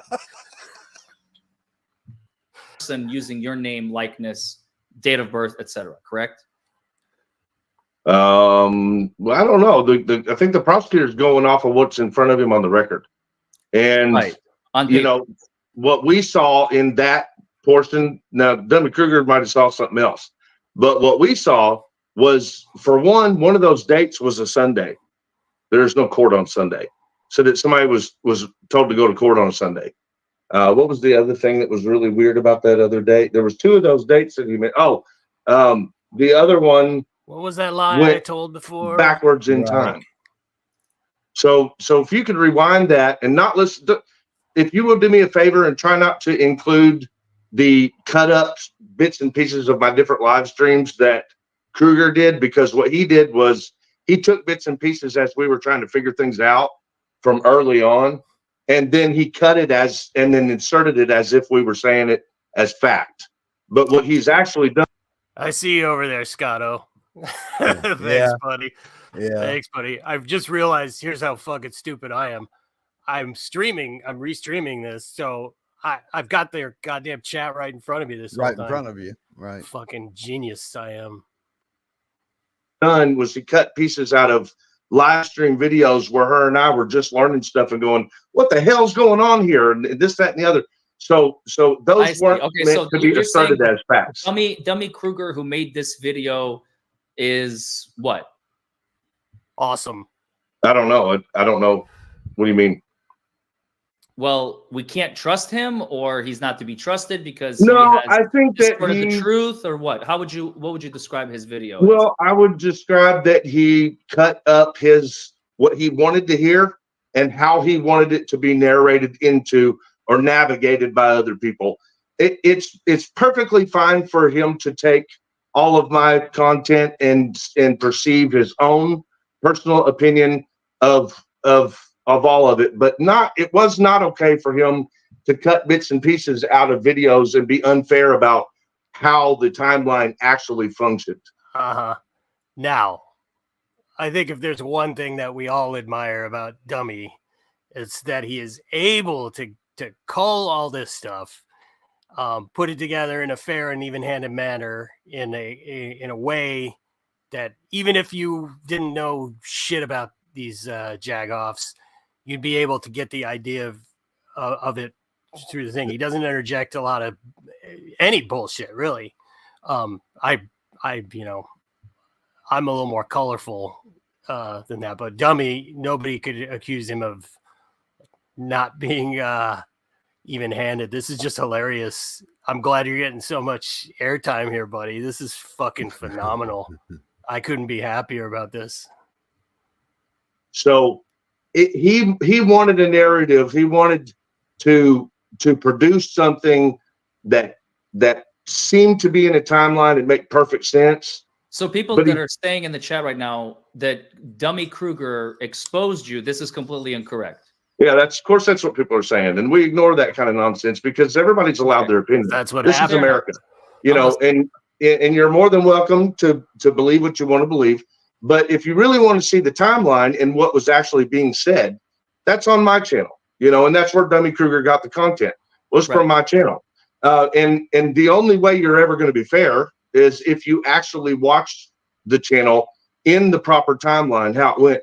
Because there were things that we were just so you're saying to... that he took the timeline and he distorted it to make his narrative work, rather than he didn't put words in your mouth, because he's taking your content, like you said, from your channel. But if you take something that I said on January 3rd and then you play it alongside something that I said on June 5th, it's going to make it look distorted, is what you're saying. Sorta. Yeah, because here's what I'm actually saying. I'll make a perfect example. Please. So like, her and Mm-hmm. I would get a records request response. We would get a record in our hand, brand new to us. Never knew what it was about. You know what I mean? Just here it is to us, brand spanking new. Just open the envelope. We pull it out. We're reading it. Well, we might go on a live stream and talk about it. And we're learning the stuff that we're reading just the same as the people on my channel are watching. Tiffany nodding along again. In that, I'm going to process it too, in my mind, out loud. So I'm processing things and I'm going, listen to this, guys. I don't know what the hell this could be, blah, blah, blah. Well, he's taken content from streams such as that, where we were just learning information, trying to process it. And he sort of put it in ways where he's saying it was stated as fact or an allegation. Are you talking and he cut those pieces and added them into a timeline, which was actually, his editing is really good. He's got good editing. I just wish that he had been more fair about, because I know that he had to actually watch the content to be able to edit it, because I edit too. And I realize what it takes to be able to edit a full timeline, full video with a full narrative, full story. You have to watch the content. So being that he watched the content, I'm actually disappointed in that he wasn't more, at least provide the information when he cut something from way back when we were just learning. And he could have said, well, Chris was trying to process this information in this portion of the video, but listen what the son of a bitch said. I would have been fine with that. What I'm not fine with is that he cut that little bit here and there throughout that whole video and just asserted as if I was saying after full knowledge of fact. Judges? Nah. Does that make sense? Yes, it makes complete sense. So I just want to end on this. You have, and please do not, now we're talking live active litigation. Up until this point, it's been in the past. We kind of traversed into the territory just a little bit, and that was my mistake because I did not know. I had no idea. So you stopped me, and I thank you for that. active litigation I do not want to talk about, but I just want to say, because this is, now we're going back in time again, we're not talking about active litigation, okay? You have been, as we sit here today, these are all 5 cases in Meade County. 5. Is that correct? 11. No. Not charges. Cases. Oh, okay. Yes, that sounds right. Okay, Tiffany's like, not. Yes, Chris. That is. Yeah, it's 11 Good charges. job, I'm Chris. sorry. You got this. I love it. I love it. She's the You got a one cheerleader. that needs to be the lawyer, not me. That would be a good clip right there, too. Even the fucking lawyer noticed the nodding. Right. Okay, so you have 5. This is all I'm going to say on this, and feel free to give us any input. You have 5 cases and 11 charges between those 5 cases. So the average of about 2 charges per case. You have the disorderly conduct and resisting arrest from October 17th when you tried to get your records and you were arrested. Then you have some sort of, again, we're not going to talk about it. It's all public record. If people want to look at it, I'm not going to put anything on screen. I'm just asking you if this is fact or false. That's all I'm asking. Okay. So fact, Chris, not Good luck Tiffany, with that. it's not your case. Chris, disorderly conduct, second degree, resisting arrest. You have 2 charges from October 17th, currently pending in Meade County, correct? That's correct. Then you have another case, January 16th. You have 2 cases from January 16th. One is harassing communications. Another one is harassment with no physical contact and disseminating personally identifying information from January 16th of this year. Yes or no? Yes, I was walking out of the courtroom and they served me those. No, that's an active case. I don't want to hear it. Don't worry Okay. about the facts, okay? Now, number 4 now. On January 26th, you're also charged with disseminating personally identifying information and harassment, no physical contact. Yes or no? Yes. And then last but not least, on January 22nd, they also charged you with disseminating personally identifying information and 2 counts of intimidating a participant in the legal process. And that is as it relates to JJ Scarborough. Yes or no? Just one word answer. Yes. Yes. Okay. So that's at this point, those are really all the questions I had. It felt like a cross-examination for a second there. It was not Me intentional. too. So I feel like I'm being cross-examined here. lawyer coming out of me. And feel free to, like, this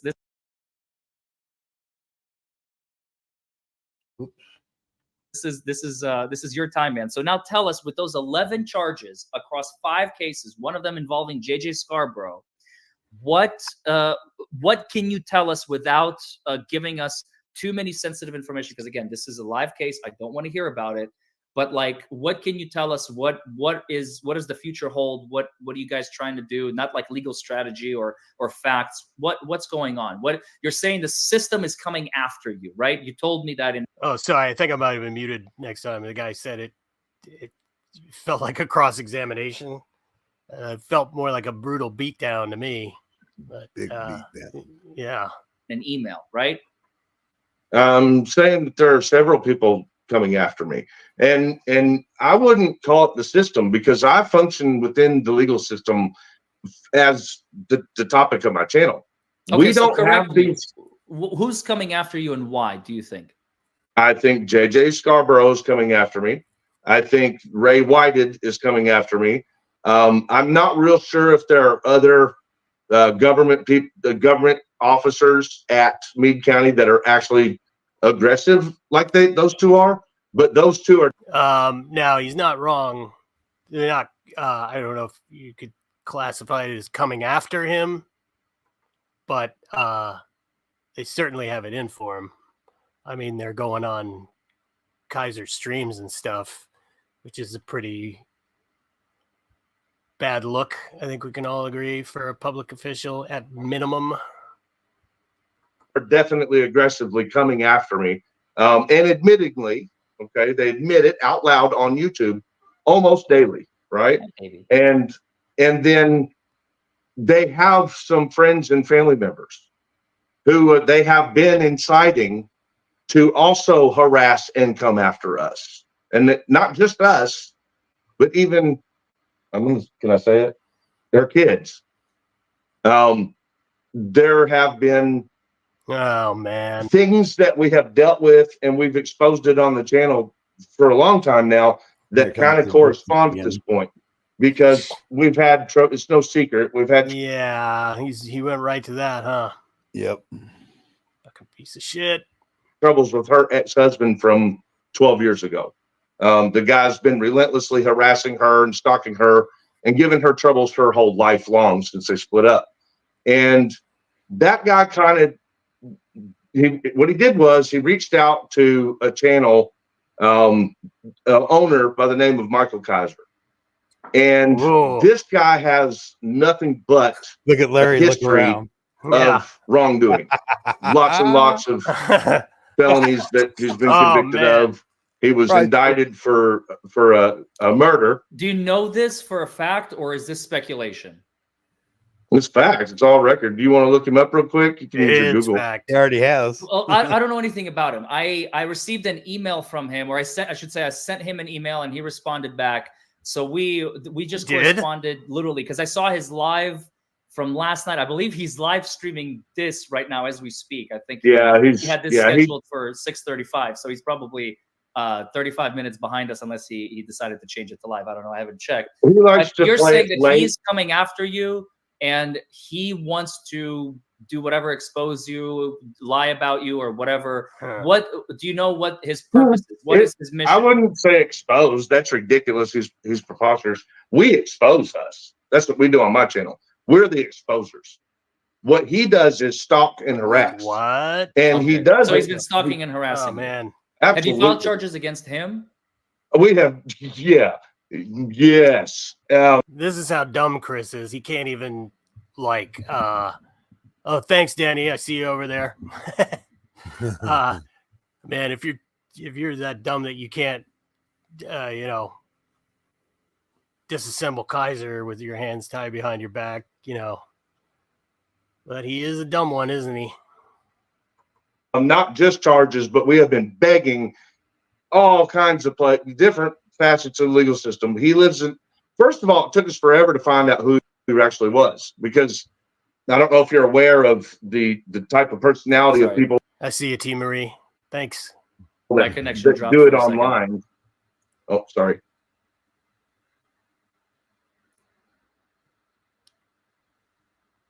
Hello? Yeah, are you there? Yeah, sorry, my connection dropped for a second. Okay, so you guys are in this feud on YouTube and in real life, back and forth. You and Fraudit Wrangler, which is Michael. No, not a feud. No, it's not a feud. I'm using it as a loose term. You guys are basically going back and forth. It seems like. Am I wrong? Yeah, you're wrong. It's not back and forth. It's just forth. It's certainly a feud in the two hillbilly camp sense. Yeah, well, let's call it what it is. That's a good way to put it. A feud. That's exactly what it is. Pair of fucking hillbillies. He is the aggressor. We tried to stay away from him. We're doing our best. We've filed protective orders. We've gone to the sheriffs in our district. We've contacted where we believed that he lived at the time. We've reported him to different facets of law enforcement in multiple situations. We didn't know where he lived. We didn't know what his real name was for the longest time. I don't know anything about him. I literally learned. I was today. Do you know that meme? I was today years old when I learned about Fraudit Wrangler. I was today years old when I learned about Fraudit Wrangler, also known as Michael Kaiser, and JJ Scarborough. So I cannot say a single word about them because I don't know anything about them. So everything that you're saying to me. Yeah. What is it that makes me think by tomorrow this lawyer is going to know all about Kaiser? Yeah. Everything is news. I mean, I know you sent me like that article. I'll be completely honest with you. I did not open it. I'll be completely honest. I did not open because I wanted to hear it from your mouth. I wanted to hear it from you. I wanted to learn it from you because I'm not here to pick sides. I'm not like, you did wrong and you did right and you did wrong and you did wrong. I am simply here to educate the public because this is a story, people. I mean, one of my clients, I can say this because he went public with it. I keep saying this. Craig Hendry was like, man, you should talk to this guy. And he was one of many. So I was like, okay, so let me bring you on the channel. This is what we're doing. So listen, we've been going for like an hour and 40 minutes. I'm sure you have things to do than to talk some fucking YouTuber on YouTube. But I hope I was able to like at least enlighten you on some things when it comes to like probation and how you ended up in the system. What got you? And how far I can jam my dick up your ass. Right. caught in the crosshairs, which is when somebody pleads guilty. If I'm a prosecutor, okay, let me just explain. This is the TLDR for the chat who may be just joining us. If I'm a prosecutor, you come to me, you have an assault charge. I'm worried, or excuse me, marijuana charge, because we're going to use the facts of your scenario, okay? I'm a prosecutor. You in 1998 commit a marijuana offense. I want teeth sunk into your flesh, okay? I don't want you to just plead guilty, go away, and the next day do the same thing and repeat and become a recidivist. Recidivism is a fancy word for I'm going to do it again. So 1998, you know, marijuana, I want my hooks in you, the hooks of justice for 2 years. So that's what happened. They had the hooks of justice in this fictional, you know, Chris character. They had the hooks in them for 2 years. Now, when you, the real Chris, pleads guilty to the assault 99, which is a year later, forget months, we can talk years, less than 2 years. That's all we care about. I have the hooks in you for 2 years. The fact that you pled guilty triggered Hardin County 4 months later going, oh, wait a second. He violated the terms of his probation. Yeah, there is a lot of anti-Chris sentiment in the chats there. Couple of the supporters are trying to stick it out. It's not going too good. He pled guilty on another count when it says no new offenses, no new violations of the law, no new convictions is definitely part of no new offenses and no new violations. Let's throw him in jail for 30 days. That's what you're looking at right now. That's as we sit here today. Yeah, I understood that completely. That's the You were 30 talking days about in the jail revocation. Yes, exactly. So now we're on the same page as to the imposter Chris versus the real Chris. Okay. You know what I thought you were saying earlier, which I got confused. I'm sorry. I'll clarify this. I thought you were saying that Meade County, that they saw that as a probation violation, and then that might have been why I served time in Meade County jail. Because I'm still confused. I'm confused as to where the January 2nd, you said you were in Hardin County, right? The January 2nd arrest, you were in Hardin County. Hardin County. So that's when it happened. You were picked up on this quote unquote imposters marijuana charge from 98 because they saw it was the same name, same date of birth, the only thing that was different was eye color, hazel brown. I mean, that seems almost like it was every single detail was exactly the same in the court system. And they said, this is the same Chris, therefore lock his ass up for 30 days because we want a pound of flesh. We want a pound of flesh. Yeah, I didn't have any problem understanding the probation revocation, what that was about. My confusion is this. Why is there like this issue with, like, I don't recall ever having any bond at all. And I do recall spending time in jail. Now we're going to Meade County here. Okay. So if you can carry yourself to Meade County and try to help me understand this. And the whole thing, by the way, I spent time in that jail. The people saying that the last name was misspelled, by the way, I did not see any of that. I did not see the last name being misspelled. It was the same. We looked at it. You guys can go back in the video and watch it. I can literally make a copy and show everybody because it's not. We have the original records. When they altered it. They altered the records. You say? Oh, yes. Recently on that. You're talking about the probation revocation case. Yes. Just recently, in court, while we've been in court over it recently, since January 2nd, they changed that. They changed the spelling of the name. They changed the address. Corruption. Those are the only two things that I know of that they changed. The only two things. Careful, Chrissy. I believe. So now it's spelled as my name is. But if you want copies of those, I have all of the originals. Yeah, and I'd love to send you the DVD that people aren't putting out there. I don't even care if you do, because all it is it's not really understandable. And I think you need I think we all need the third DVD to really know what happened. I can't wait to. Yeah. The third DVD is the key to all of this, ladies and gentlemen. Look at it, man. Honestly, this is there's nothing really. You're not gonna be able. Bizarre. You know what I think? I also think that you should send him a copy of the thumb drive. The thumb drive. Oh, the thumb drive. Dun dun dun. ASP. Kentucky State Police. Kentucky State Police. What was on? What do you mean? Oh, you're talking about my recording. You're not Oh getting yeah, Larry. representation, by the way. For the record, you have Oh, a he's lawyer. I'm excited not about representing that. you. This is No, I your know. This is for here. YouTube, guys. I am not representing you. I do not want to represent you. Thomas Clay is a phenomenal attorney. We love our lawyer. We love you, He's but we he's don't with love you either. Clay Walton Adams, right? Or I remember they split. I forget the firm, but anyway. I don't know. Yeah, we are completely. Pete Lay is, I believe, still, if he still works for them, he's a classmate of mine. Pete Lay, we graduated together in 2013, and Pete Lay has been with them, I think, for the entire time since he graduated. Yeah, I don't know. I can't wait to see it. So whatever you have, send it to me, and I will. Yeah, I will happily for expose the YouTube truth. purposes and for your to help you understand, and maybe you'll figure things out that we haven't. But Because just for the record, because you said, so you're saying that this right here from Hardin County District Court, the 1998 marijuana. You see, I don't know if you can see it on the screen. The marijuana. I'm only talking about the marijuana right now. You're saying this is not you. They altered the records. Christopher L. Period Reiter. They altered that. The date of birth, is that original or altered? No, okay. So they had the date of birth right. They had the driver's license number right. Mm-hmm. The so they got address, the driver's license number right, even.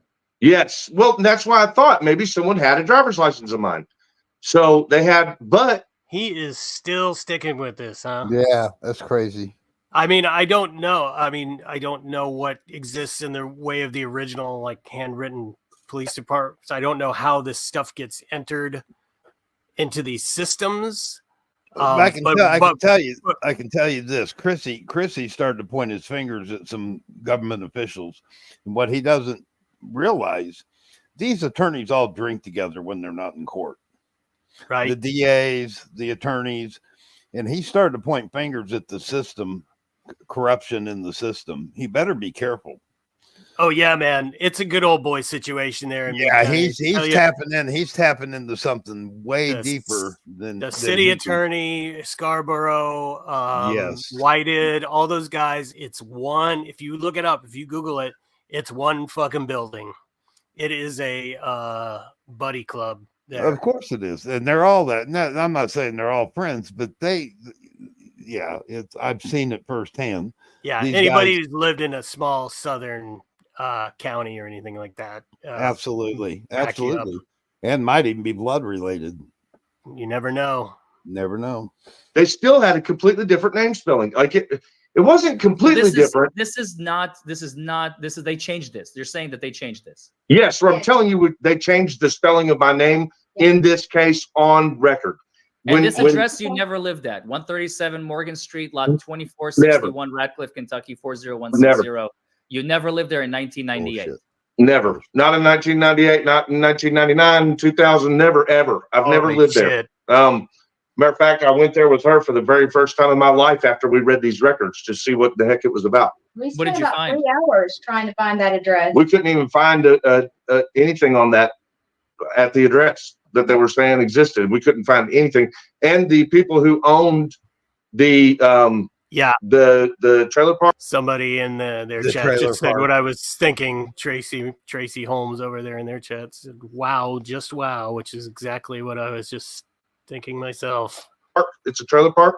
The people, this lawyer is giving him every opportunity to like unfuck himself with this, and he's just going for broke, going for broke, man. Yeah. Who owned it the whole time? They've owned it for like 35 years. They said that the number that was written on that police report was never in existence in their trailer park whatsoever. So that made it even more confusing because we were just trying to figure out, we wanted to at least be able to verify that. I found a way to expose the imposter. I'm gonna get on that. I found a way to expose the imposter. Anyway, do you have any final words before we sign off? Oh yeah, I mean, we didn't get to what I really wanted to get to. Which is sure. Which is that, I mean, we want to address that there are public officials who are utilizing YouTube, to harass us. How? And not just that, but they are conspiring on YouTube for the whole world to see fictitious charges against me. I am in real life suffering serious damages because I'm suffering YouTube harassment. And the people who are doing it are supposed to be professional government officials. And it's not okay for professional government elected officials and chiefs of sheriff departments to be using a YouTube channel to conspire, literally conspire. You think this is a charges. conspiracy to do what? I am telling you that will absolutely fit US 242. And not only that, but they spent hours and hours and hours discussing how they were going to have me hurt by the inmates if I went to JJ's jail. And I think that's a much bigger story than this little measly marijuana case misdemeanor from 1998. And that is what I thought we were going to discuss. And that's the information I sent you. No, that's fine. Because look, I am all about the truth and the facts, Chris. So the reason I went down the rabbit hole is because I had 10,000 questions and no answers.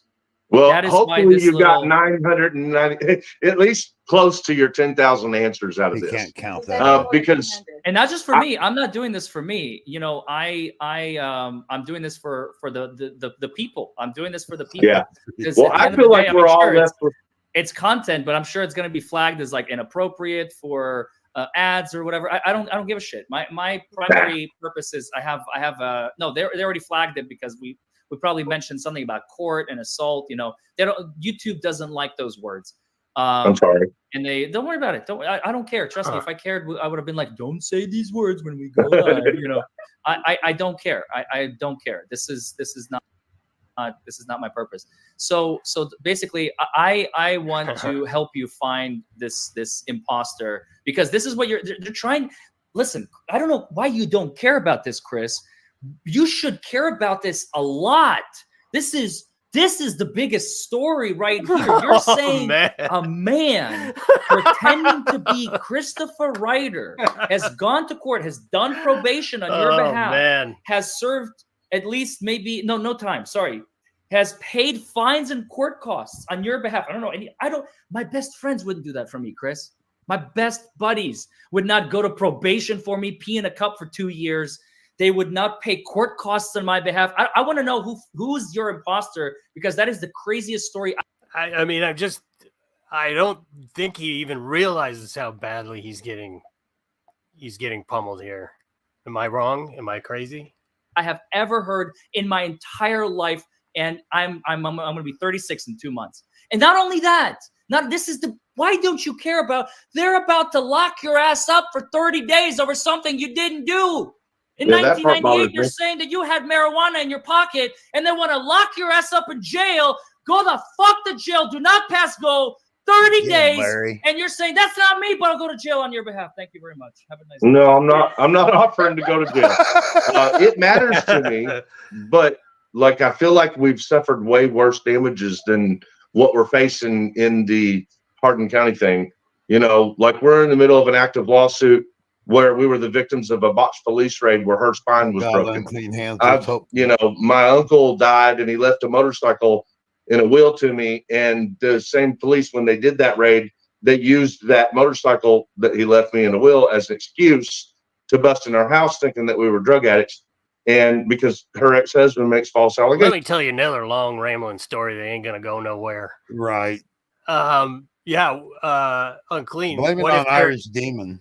What if there is an imposter, Unclean Hands? I'm gonna take your theory. There actually is another Chris, and Ram's earlier theory about him having been abducted by aliens. You see where I'm going with that, right? You see where I'm going with that, guys? We're through the looking glass here, people. About us and just frames us all over the world. You know, so these people busted in. They stole my uncle who just died's motorcycle, and they ended up giving it to somebody else because they're nincompoops. They're morons and they don't follow the legal process. So we've got that going. They stole my uncle who's just died motorcycle. That's a great sentence. I think that's way more important than what's going on in I guess I'm going to have to have you back on the show to talk about this. Oh, please. We're completely out of time. Oh, please. God, if there is a God, please have him back on the show. But I really appreciate you coming on and sharing your tale of woe and enlightening us into all this. And we're almost certainly going to do this again once I find. There's one missing piece that I don't know if anybody has, and I'm going to find it. Oh man! And we'll definitely have you back on, man. I really appreciate you coming on. I feel like what we're going to send you will help fill in a lot of those holes, and we haven't been able to publish it because we can't give that out there to any active litigation. No, that's fine. And if it's again. Here's the thing. I 99% of the time, this is about me and my cases. 99% of the time, I do not ever,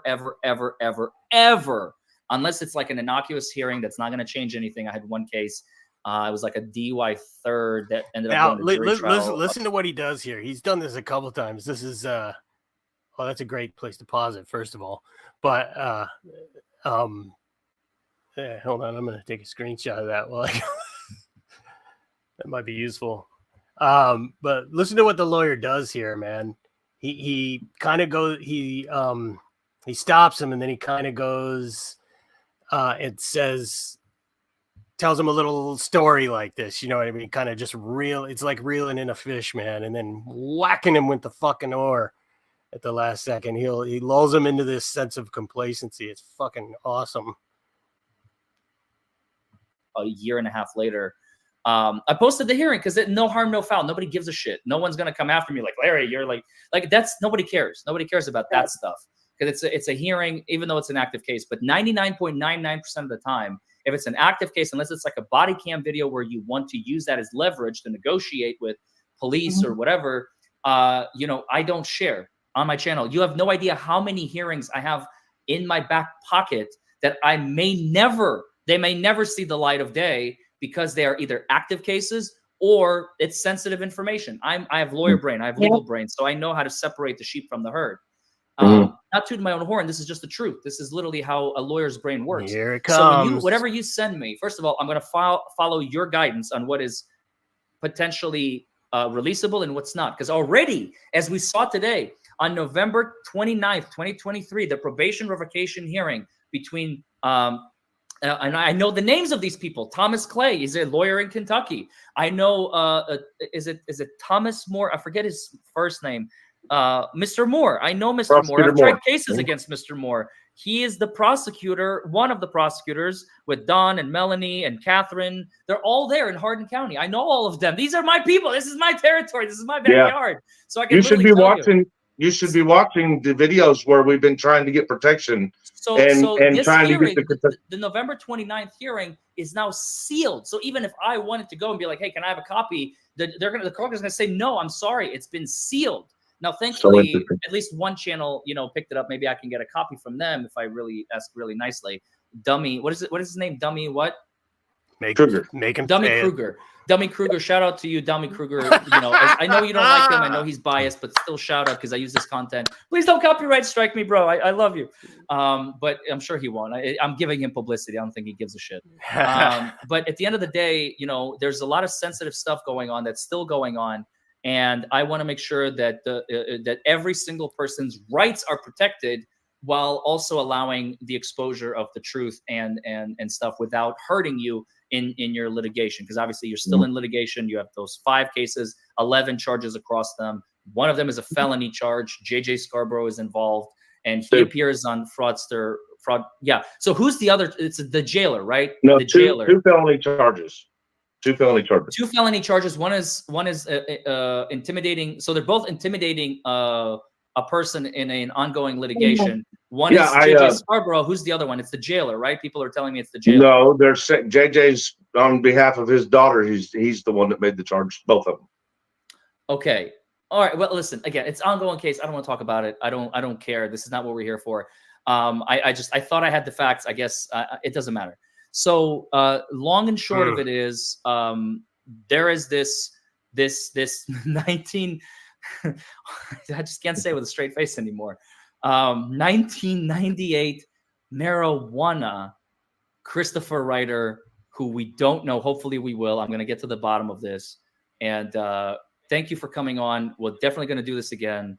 So I appreciate you. Thanks for all the intel. And I'm certain that Fraud at Wrangler is going to have a field day with it on his channel. He's probably having a field day right now. Maybe he's watching as I'm speaking. So like, hi, Fraud at Wrangler's audience. How are you all doing? I hope you're doing and having a fantastic day. I hope you enjoyed the show as well. Yeah. Might as well cater to you guys as well. You know, hate me, love me, hate on me, love on me. I really don't care as long as you don't try to love me, because then we're going to have a problem. I have a girlfriend and she's not going to like that.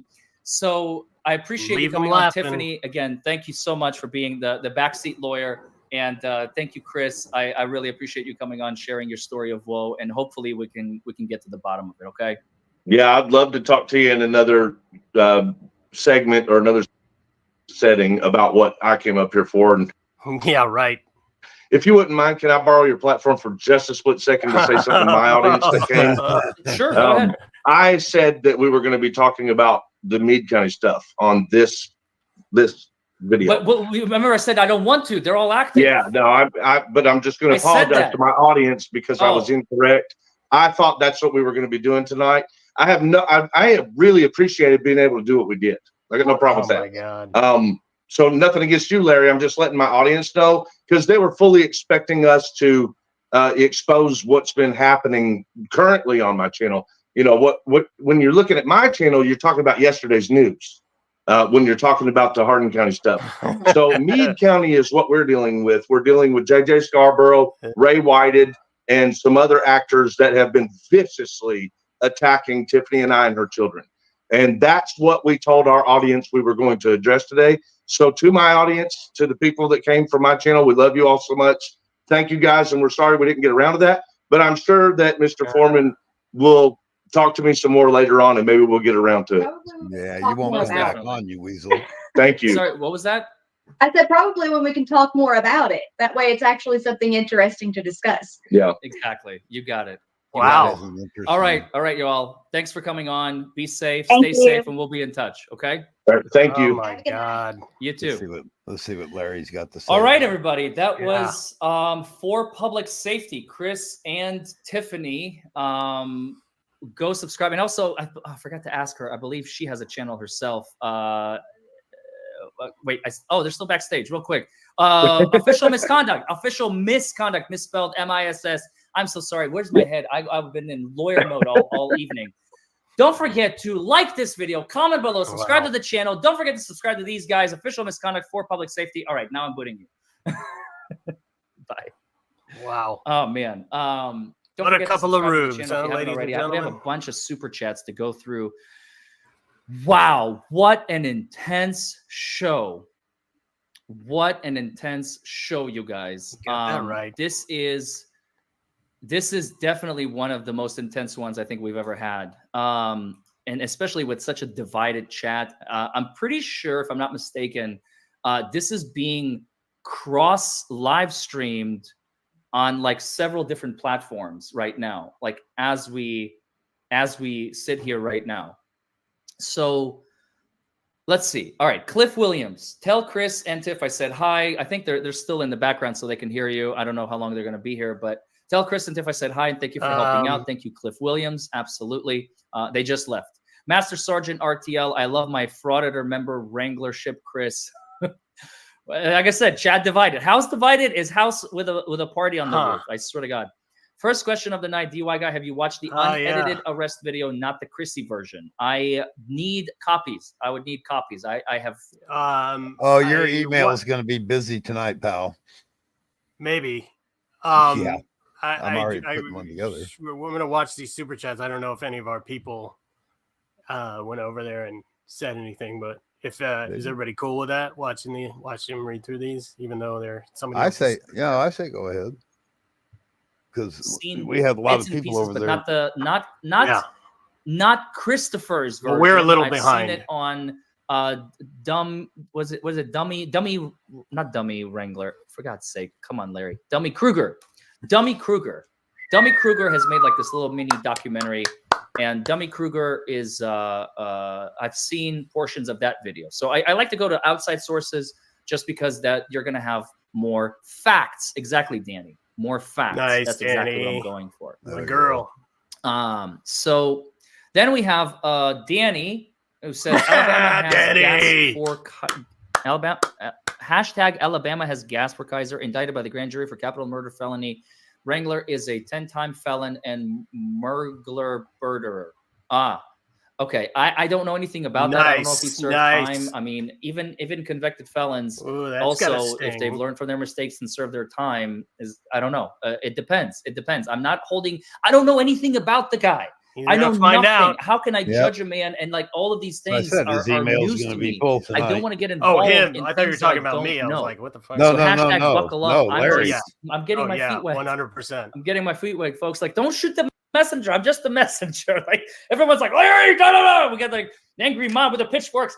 Nail him to the cross. Nail him to the cross. Kill him. Crucify him. And I'm like, yo, I'm just the messenger. Like, bro, I'm like carrying the torch over to the Mount Olympus. Like, chill, bro. Chris is over in the chat trying to flog his. Oh man, King Bluto says thank you for letting public safety get his message out. I don't think I did. I think I kind of took over completely by his own admission. Oh man, because I have questions. Hashtag I have questions. Danny, thank you again. Helping expose fraud at Wrangler for his crimes. Danny. Yes, we got it. Indicted by grand jury. Yes. Donald, Addo, and Cameron. I don't know anything about it. Junior, United States Marine Corps, disabled vet.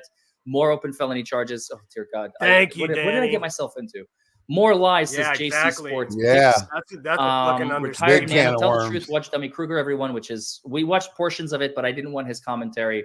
Yes, there was. He said it was an imposter. So we believe, as far as he's saying, I mean, Kelly. My opinion, this is like the weirdest imposter in the world. I want this imposter as my friend. Because this imposter goes to court. He doesn't skip court. Let me explain, okay? So in 1998, we have an imposter, and we're going to use this candy, this little sugary grain, to represent Chris's brain as the weed. Okay, so he has like a nug of weed in his pocket, and maybe a pipe because there's drug paraphernalia charges. And this person, okay, this fictional character, goes around and gets caught by Angelinette or whatever. Officer Angelinette cites him with possession of marijuana. Charges him here. I'll show you guys again because this is the most bizarre thing. And he's like, I don't care. How can you not care about it? You're about to be thrown in jail for 30 days on a probation revocation hearing, and you're like, that's peanuts. I mean, I guess maybe I don't know if he served time or not, but this is so weird. I like how he's not calling him a liar. Here are the charges again. Observe possession of marijuana. Here's the marijuana, right? So he's got this nug in his pocket on August 22nd, 1998, and he's got a pipe. We're going to use this chapstick. We're going to use this chapstick. This is the chapstick that I use, which, by the way, reminds me to use it. So you got the chapstick. We got the marijuana, right? So this imposter, this fictional character, has marijuana and drug paraphernalia, and well, that's it. That's it. Those two things. He goes to court. This imposter who uses a fictional name. He uses Christopher Ryder's name, his date of birth, his driver's license number, maybe he had what his accurate race, his male brown color hair. Everything matches. Everything matches. Everything matches. Living at this address or using this address, whatever, it doesn't matter. Oh, man. With friends like these, who needs enemies? With friends like these, who needs enemies? He goes to court. The dumbass goes to court. Oh, man. After his arraignment is scheduled September 14th, just a few weeks later, right? So as you all can see on your screen, I don't want to be blocking it here. Let me just make sure. There we go. August 22nd, this imposter is charged. September, where is it? September, there it is. September 14th, 1998, this imposter goes to court and says, I am Christopher. Then 9 days later, he appears in court again. A second time. He comes to court at 10 a.m. and pleads guilty on behalf of Chris and says, yes, this is my weed. Will you please dismiss the drug paraphernalia charges? Let's call it the pipe, the chapstick. And he pleads guilty to this. Now, Chris, the real Chris, the fictional Chris, we don't know, is placed on supervised probation for 2 years. He gets a 30-day suspended sentence. He gets a 30-day suspended sentence. And he's on supervised probation. He reports. I mean, you heard that video. You heard that video. Why do I feel like this is going to end up in a Dummy Kruger video someday? By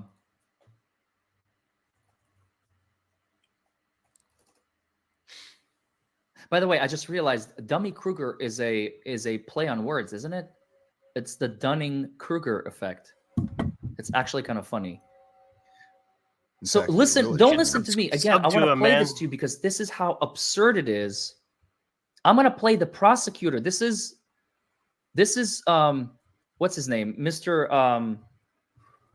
Oh, for the love, I already said his name.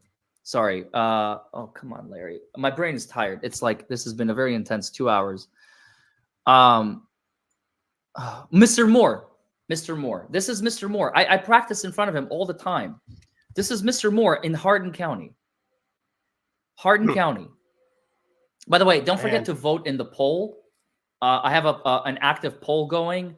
Let me check the stats because people have been voting or not voting. I totally forgot about that. Like I said, I'm sorry. I got so distracted by the content. Hi, baby. What are you guys here for? There's like 1,500 votes. I'm going to give it a few more seconds. Don't forget to go vote. And what are you all here for?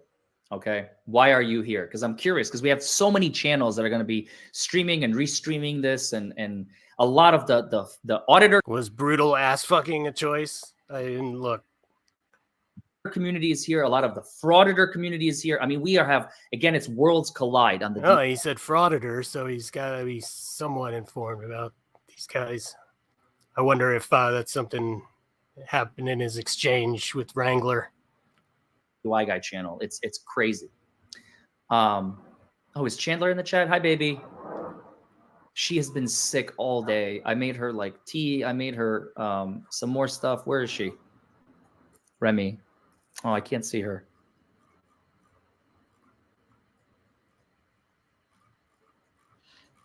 If she's in the chat, I don't know if she is or not.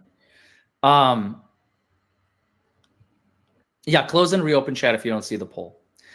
So don't listen to me. Listen to this prosecutor who's arguing to Judge Reed, Mr. Moore. I respect this man a lot. I've learned a lot from this man. I trust this man to an extent. He's a prosecutor, so I can't fully trust him. You know, otherwise I wouldn't be a criminal defense attorney. Although not for long. If I'm still practicing criminal law by the end of 2025, I'm going to be shocked. I'm trying to sell my practice, by the way. If you know anybody looking to buy practice in Kentucky, holla at your boy. Holla at your boy. I'm trying to sell my criminal and DUI practices and go do First Amendment stuff and personal injury stuff like car accidents. So like I want to do car accidents and I want to do First Amendment stuff. I want to be a prosecutor, like a not a criminal prosecutor. I don't want an elected position.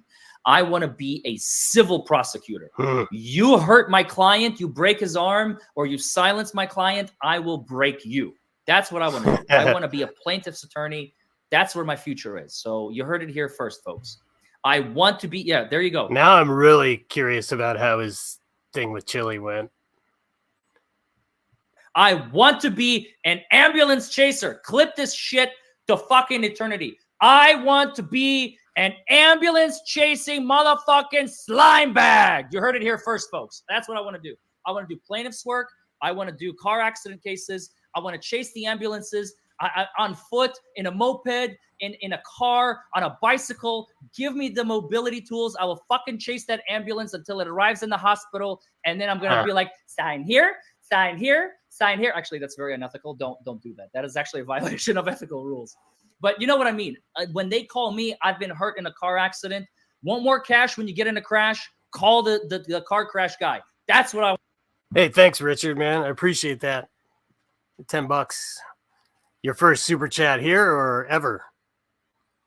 Either way, I'm pleased to take your virginity from you. Thanks, buddy. Want to be, okay? That's what I want to be. That's what I want to be.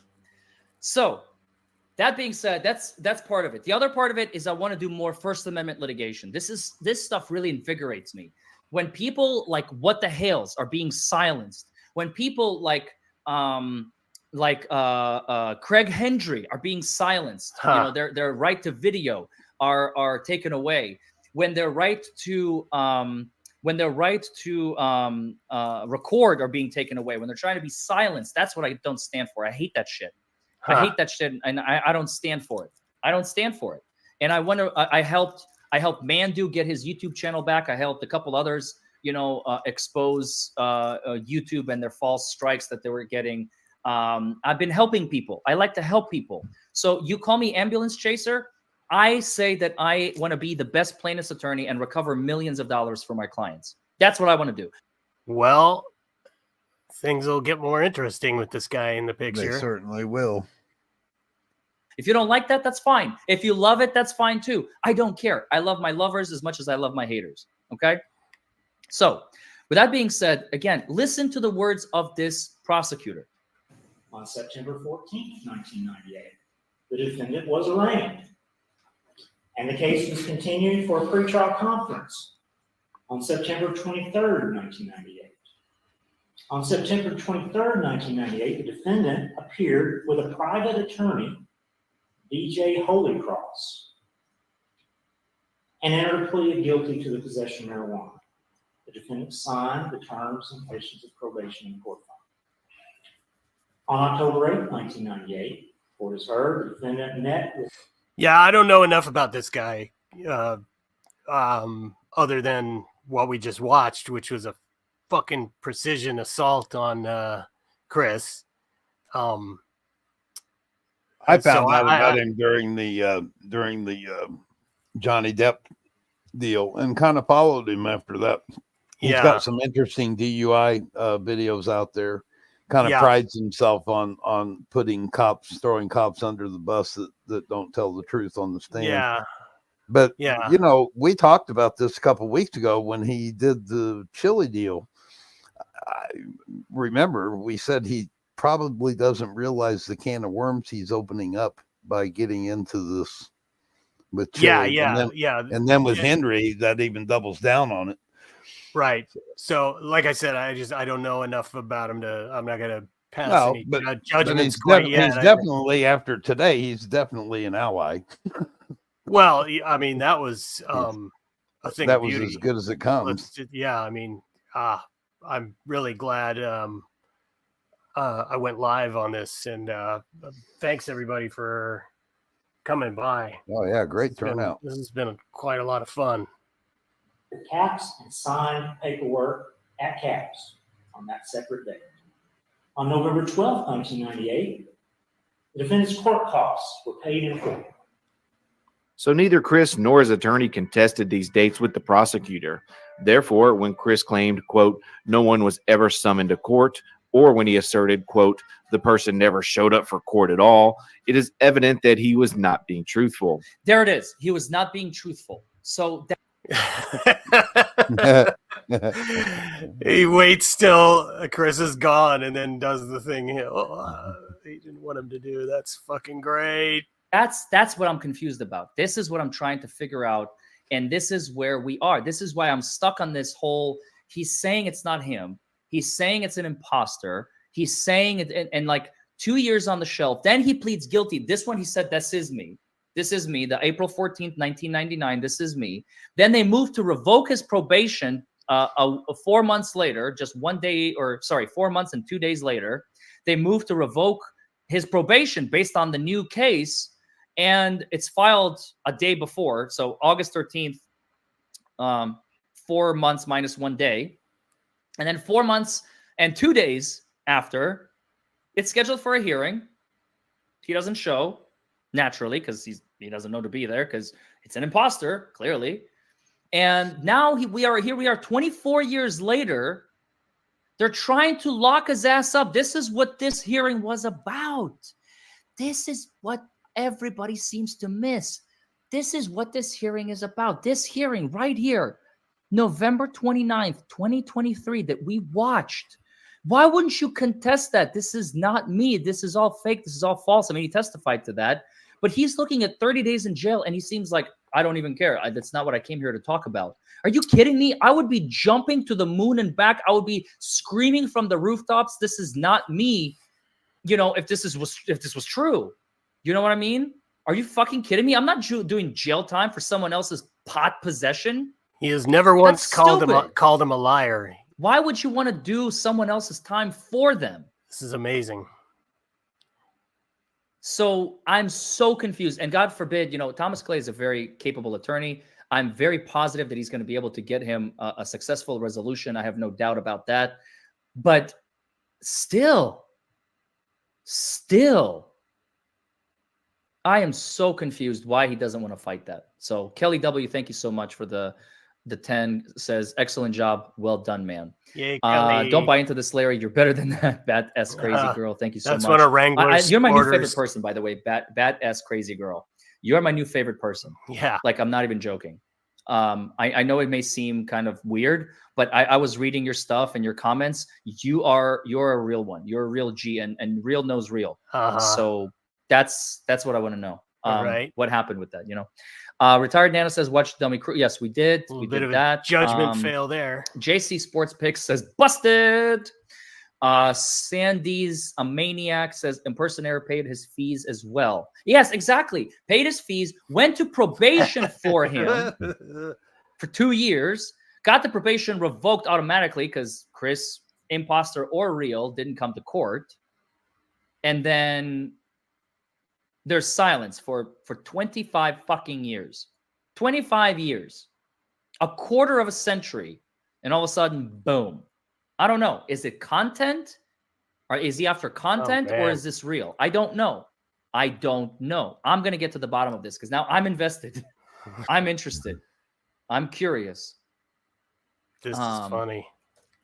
He's just taking it to the and I'm making notes to myself because I taking don't it all want to the reveal way it yet. I don't want to reveal what my strategy is because I want to have full range on it. And I mean, what's his name? Chris, he heard me. There's no secrets here.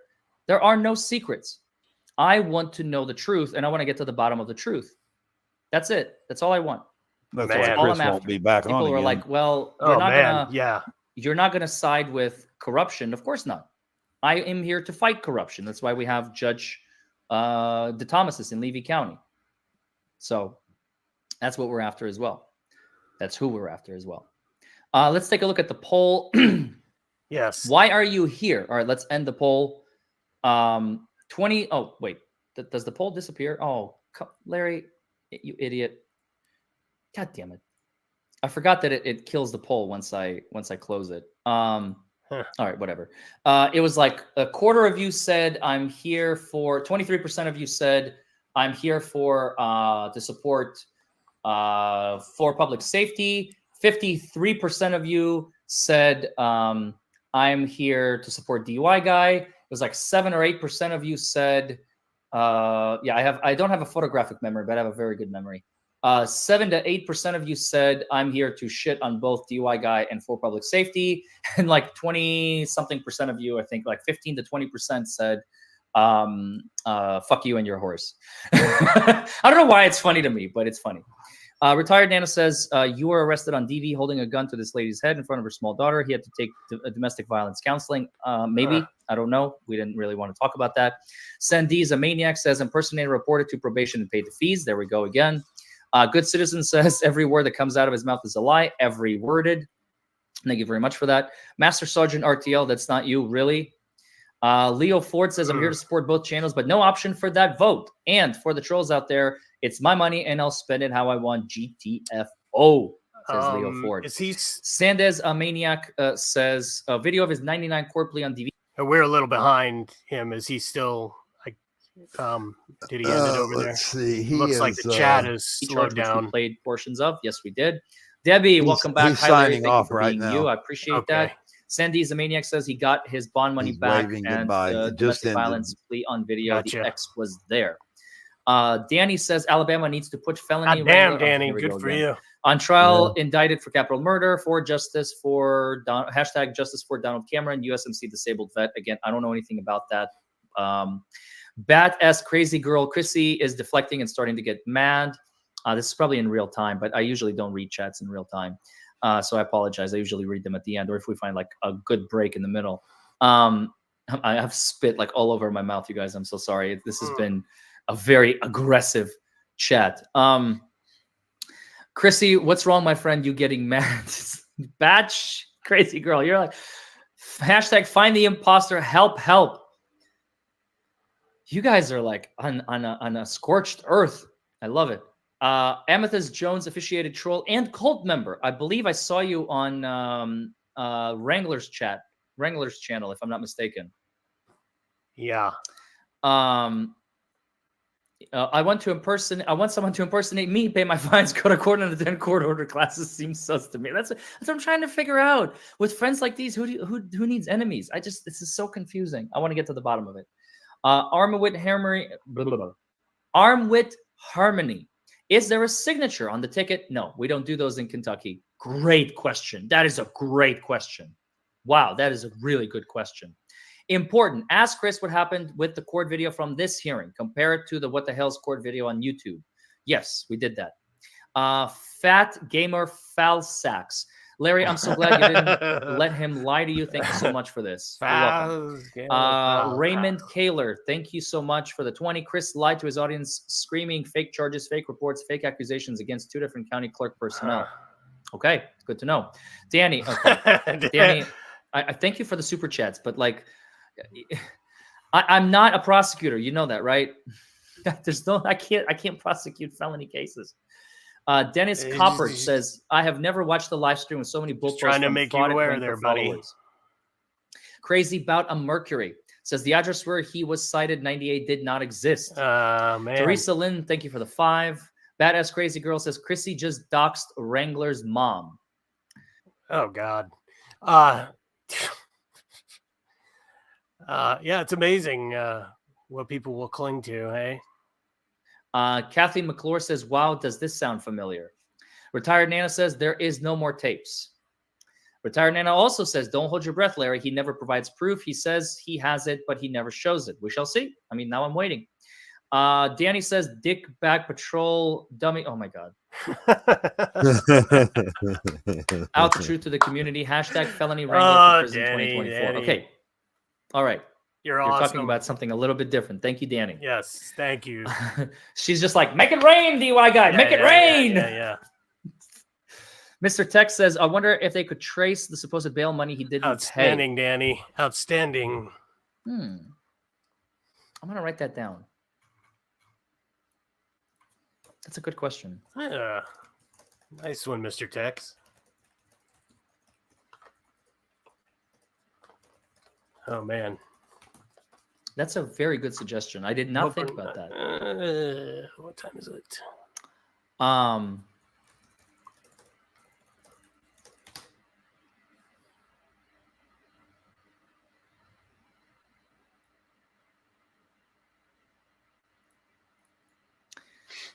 Teronius Blaximus the Black Dragon. That's a hell of a name. Jeez. Weird bootlicking defending terrorists. Crazy. Amethyst Jones, officiated troll and cult member. Why giving a platform to a liar, grifter, and a fraud? He put a gun to Georgette's head in front of her 4-year-old daughter. Yeah. Thank you for the super chat. Internet killed the TV Wrangler's from WDRN. quarter, huh? Thank you. Wrangler's FBI. You guys are so angry. Frauded Wrangler will give you the unedited court and arrested CCTV videos you want, I'm sure, if you ask him. I think we covered that. Thank you so much. Yeah. Amethyst Jones again. Wrangler tells on himself he doesn't need anyone to do it for him. Okay, fair enough. Yeah. All right, that's interesting. What's going on there? I think I missed something there.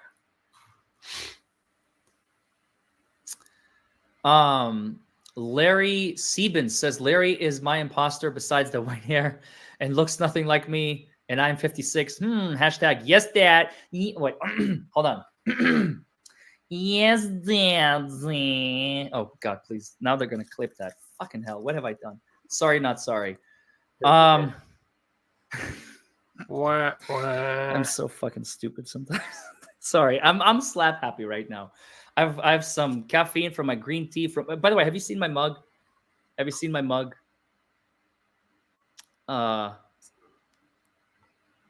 Johnny Depp. I was in Germany. I met him. We took a photo together. He's a really cool guy. He's really fun to talk to. He's very down to earth, just like in his movies, just like he was on The Stand. He's just like that in real life. This is a real, unedited. This happened. That lawyer is short. Which I ordered the mugs for. Johnny's from, pretty short. Hollywood Vampires.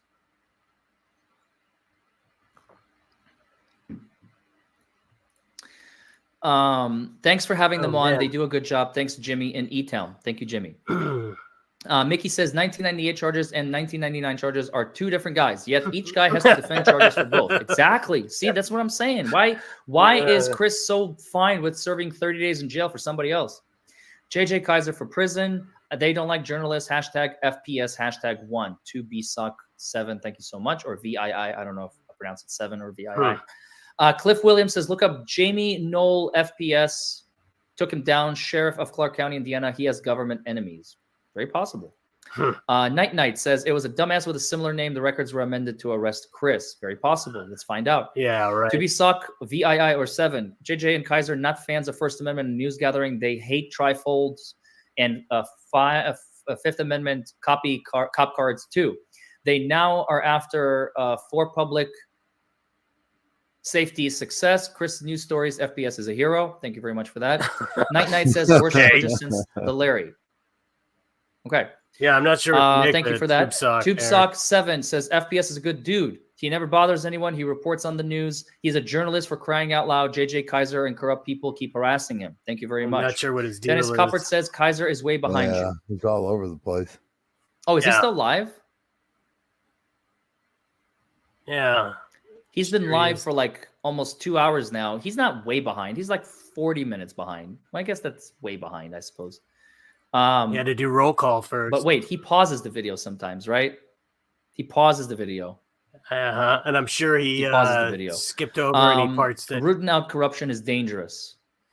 Fuck that shit. I'm going to keep going. Are you kidding me? I wish I could stay on. Sam Middleton. Thanks for your efforts and all this. I wish I could stay on to get through to see if Kaiser responds to any of the super chats or not. Is anybody over on Wrangler's coverage of this, seeing if he's skipping all of Danny's good content?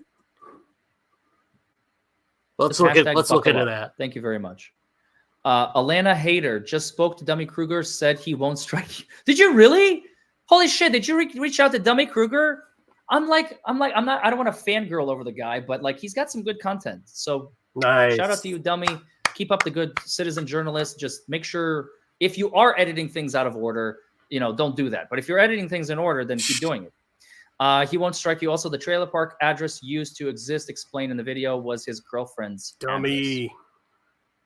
KCP says, I'll put faith in you. Anyone with any critical thinking skills will dismiss Chris and cut ties immediately. He's nothing but a liar. Thank you, KCP. Bill M says the record they sealed might have something to do with the prosecutor getting him to give all his personal info on the record and people getting copies, jailer in particular. Oh, wait a second. This is interesting, Bill. The record they sealed. So this is the November 29th, 2023 a probation revocation hearing on the misdemeanor marijuana case that was triggered by the plea to the domestic violence in 1999. Sealing of that hearing. The record they sealed must have something to do with the prosecutor getting him to give all his personal info on the record and people getting copies. Oh, that's possible. It's possible. If it's just to protect anonymity and sensitive info, then 100%. 100%. There's no corruption there at all. And probably the lawyer asked for it, and maybe the court did. Amethyst Jones again. Larry, all you got to do is ask Wrangler about his past. and the so-called murder. He will be more than happy to tell you in real time what Oh, he did. He has yeah. receipts for you. Fantastic. What? Okay, What? maybe he's next. I don't know. I can't figure I'll out talk this to him. person. They've Reform Congress I think says they're posting conflicting stuff, whoever that is. I'm not sure if they're what they're trying to do, but whatever. found other Chris Ryder who also lives in the same Kentucky County. Yeah, right. The plot thickens. Aliens. The plot thickens. Clones. Some Wait, X-Files what's shit. the theme? I was about to play a theme from Jaws in my head. Or Jeopardy. What's the theme for Twilight Zone? Do do do do do do do do do do do do do do do do. Interesting. How did I miss that? I did not find one. Whatever you found, I did not find. So you have information that is not in the court system. Yeah, it is bullshit. I don't know where you found this, because there is one with the date of birth May 24th, 1973. There's a Christina, which again, if I just type in Chris, if I do Chris to Fur, this is going to limit the options even further. One lives in Henderson, hasn't had an active case in like 5 years. One lives in Campbell, or at least that's where they were charged. Shouldn't say live. But May 24th, 1973, date of birth. There's a December 17th, 1965. I mean, this would be a much older gentleman. Well, that was in his $2 well 50s. spent. And then there's another one in no, that's the same one. So there's like 3, but they have a different middle initial. One is a P, one is a J, and one is an L. And this one was an L. And there's only one Christopher L. Ryder in the state of Kentucky. Prove me wrong. Well, that's being charged. That has had charges, because I cannot find them. There is no other Christopher middle initial L. I'm not saying there's not another one that lives in Kentucky. I misspoke. There's not another one with charges in Kentucky. A Christopher L. Ryder. Let's look up civil cases as well, because this is just criminal docket. No, there isn't another one. This is all. There's a domestic violence case that was entered the day he entered the plea. Our Chris entered the plea in front of Judge Lively, and the same day in the afternoon there was a DVO, domestic and interpersonal violence order, entered, which I think he served time on or something. I don't know. Again, I don't care, but it's still him. It's the same guy. It's the same guy. So I guess we're about. So whatever you have found, out. other Chris Ryder who lived in the same Kentucky County, it may be, but maybe it's him, but this guy was never charged. Unless he used the exact same name, exact same date of birth, had the exact same hair color, same height, same weight, at the time 160, same everything, which would be very suspect. Very, very suspect. But I want to get to the bottom of this, because something smells rotten. Something smells fishy, and I want to know more. Patty Ox Wholesome says he and Lynette would make great teams. Shani Graham Yerlock still says mugshot enemies like who needs friends? Exactly. With friends like these, who needs enemies? YouTubers are not just journalists, says the Supreme Court. Thank you, Amethyst Jones. And she also says we are all the imposter.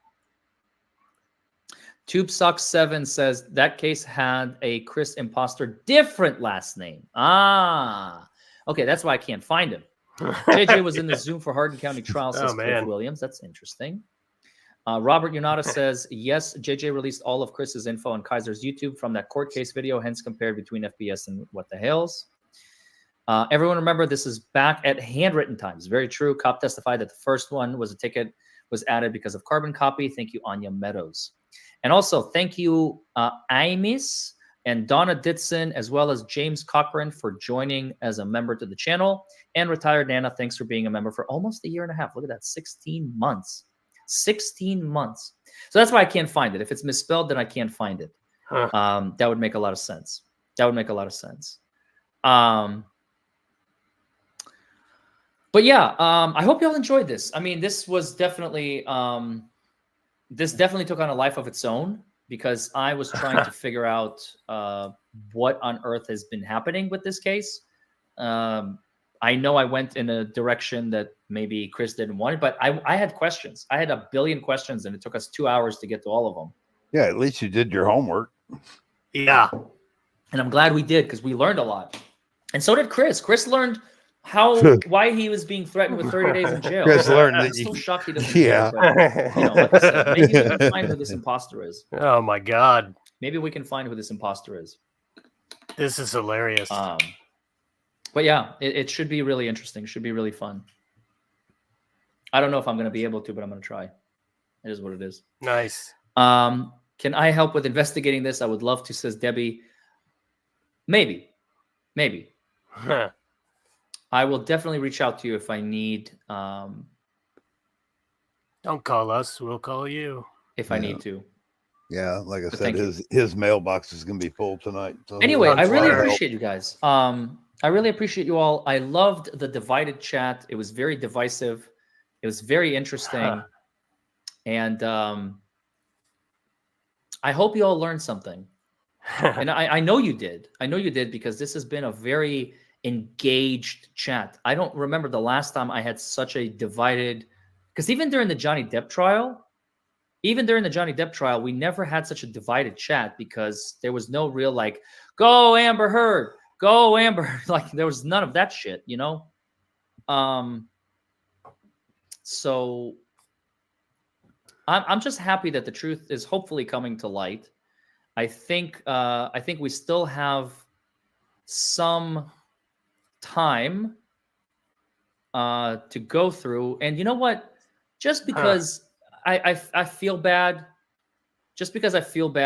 you know what I'm going to do? Uh-oh. Hashtag buckle up when you get pushed into this channel. I'm not going to tell you which one it is. Oh, I can't. Ah, fuck. It's restricted. All right. Well, it is what it is. Can't have everything. Megan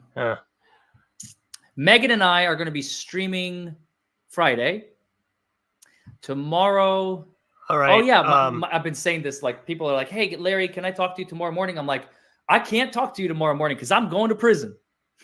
I am going to prison for an hour and a half, but I am going to All right. prison. I'm going to call it there with this guy. I think he's pretty much wrapped it up. Yeah, he's and done. if I don't get to what I needed to get to, my wife will fucking kill me. This was kind of out of the blue. I appreciate you guys all jumping on board and being here, man. Yeah, there's just so much that we could talk about here. I know. I would love to. I think this fucking guy said it all pretty much. Well, right now I can't download it, but just as soon as it's down, it can be downloaded. I'm gonna download it so that we can go back and pick it to pieces. Good stuff. Gotcha. Yeah, it's thank you guys so much. It's pretty amazing. I went into all this kind of cold, and this was definitely a good fucking day to start live streaming. It was Great debut, my friend. Yep. Again, I do have memberships now, so give me money, bitches. And no, join. I mean, I just have like the 99-cent ones. I would love to start live streaming. YouTube takes that away. Yeah, right. Yeah, who knows with YouTube? But took it away from me. Yeah, that's a nice little cheap way to support. Get started. Yep. And let's do more of these live streams if you guys are into it. It's a lot of fun, man. Of course, this guy, this fucking lawyer, obviously deserves most of the credit there. Jeez. That was, I think people really overuse the word epic, but that was a goddamn epic ass ram. I mean, that was spectacular. It kept going and going, and I'm really happy Dummy got shouted out huge there. Got some great accolades, and Larry'd like to say more than he's saying. He just can't. Oh yeah, but yeah, and then just watching him like reel him in. Well, some people were hit him with criticizing him for tiptoeing, but he has to tiptoe. No, he did it real. I mean that's an art form, man. What he was doing, he was literally reeling the fish in. Absolutely. Oh man, that was pretty beautiful. Yeah, like I said, I can't imagine somebody this sharp really even associating with Chili. I mean, he's got to, if he can, I mean, it took, minimal effort for him to sniff Chris out, and get his number. I mean, Chili's just as stupid. So we'll see. I don't, like I said, I don't know anything about it. We'll check it out. Maybe we can, Kisker suggested maybe we could, hey, awesome, downgraded, just joined up. Appreciate that. Yeah, maybe Chris Kisker said maybe go over the thing he did with Chili on another live. That'd be kind of interesting. But yeah, we can try and make the live streaming around. Oh shit, Tom, thanks, man. He gifted 10 memberships. Awesome. Yeah. All right, gang. Let's try and make this a regular deal. Yep. Good to see everybody. Yeah, I would stay on longer, but like I said, my wife will kill me, so I'm not gonna. But thanks, everybody, and we'll see you soon. Later.